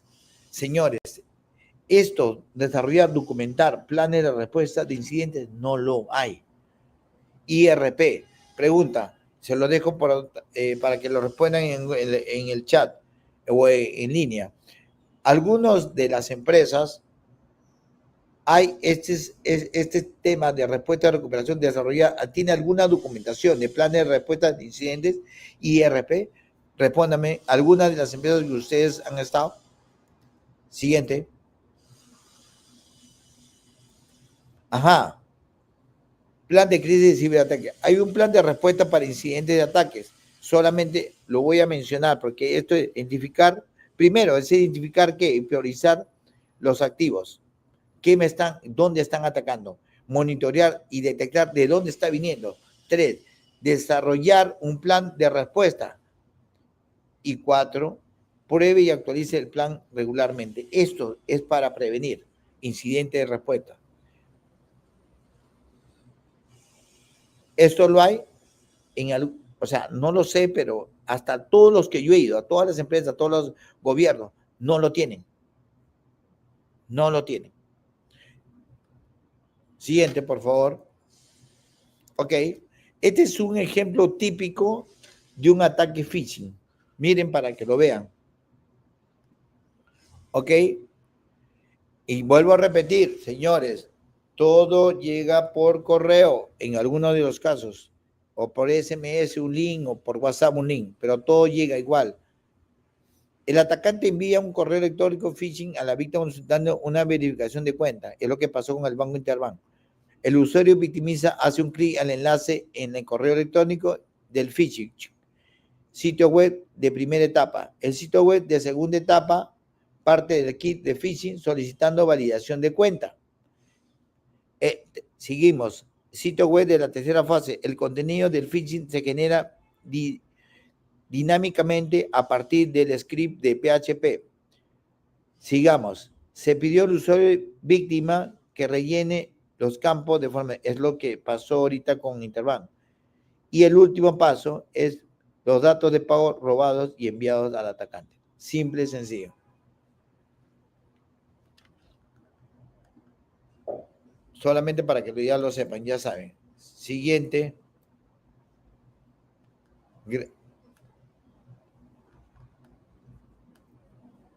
Solamente la conclusión es simple. La ciberseguridad comienza en la cima. ¿Cómo? De la siguiente manera. La protección efectiva de la organización no es un proyecto tecnológico, no lo es. Es el compromiso estratégico cultural de las personas. Una empresa se construye con personas que debe ser liderado y patrocinado y ejemplarizado desde la alta dirección, que son los líderes, ¿ok? Que son los CEOs. Los próximos pasos inmediatos que deberían hacer: evalúe su postura actual en seguridad, una auditoría rápida. O sea, nosotros, por ejemplo, a ver, ¿cuántas veces yo he cambiado mis claves? ¿Debo hacerlo? Sí, rápida. Este mes lanzo su primer simulacro de phishing. ¿Cómo puedo contrarrestar si mi información personal o empresarial está protegida? Simplemente realicé mis backups, mis cambios de direcciones. ¿Qué más? Mis claves están protegidas en doble paso, ¿sí? Acá está ya ahí. Implementar autenticación multiplicador yo actualicé las normas y los roles legales deberían estar actualizados, sí, simplemente. Y para una persona debería escribirlo, sí, también puede hacerlo para tener un eje, una hoja de ruta como para poder seguirlo, que es parte de una planificación. Este año construye un programa integral de ciberseguridad con métricas. Totalmente, debería haberlo. Porque si no hay métricas, ¿cómo se monitorea lo que no hay, sí, para poder prevenir? Recuerde que el 95% de los incidentes en seguridad involucran error humano. Totalmente de acuerdo, porque el humano es el que ataca. Su inversión en personas es tan importante como su inversión en tecnología. Totalmente, factor humano, la capacitación, la inducción, ¿no? Yo me quedaría con esta palabra, ¿no? O sea, su inversión en personas es tan importante como la inversión tecnológica. Porque muchos no invirtió $2 millones en todo lo que es ciberseguridad. Perfecto, pregunta. ¿Y en el factor humano cuánto has invertido? No, yo contrato a los especialistas, sí, pero siempre vas a estar contratando, pero el equipo, o sea, tiene que ser match paralelo, o sea, porque los capacitadores arman también, generan y debería estar de la mano, trabajar conjuntamente los consultores dentro de la empresa, también tener una base para que conmuten y puedan estar alineados bajo cualquier amenaza, cualquier crisis que se pueda. Y me quedo, actúa ahora, invierte en formación tecnológica, liderazgo y proteger a la organización. Comience hoy. Son prácticas simples y evolucionen hacia la defensa integral. Sea líder de su empresa que necesita para navegar segura, exitosa en la era de la inteligencia artificial. Señores, de antemano, muchas gracias. Si me puede poner la primera diapositiva, con eso cerraría.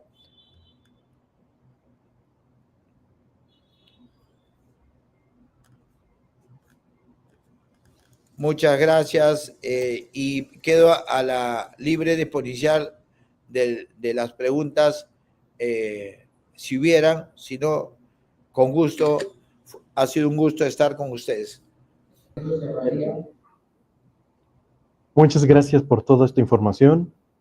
Agradecemos que te hayas tomado el tiempo de asistir el día de hoy y, por supuesto, que también nos hayas compartido toda esta experticia, todo este conocimiento de previa mano que, por supuesto, se ha desarrollado a través de las experiencias propias, ¿verdad? Es un detalle bastante agradable que hayamos podido estar en esta presentación y, bueno, me gustaría saber si podrías contestarnos una pregunta que tenemos de parte de nuestra comunidad. Con gusto, a la orden.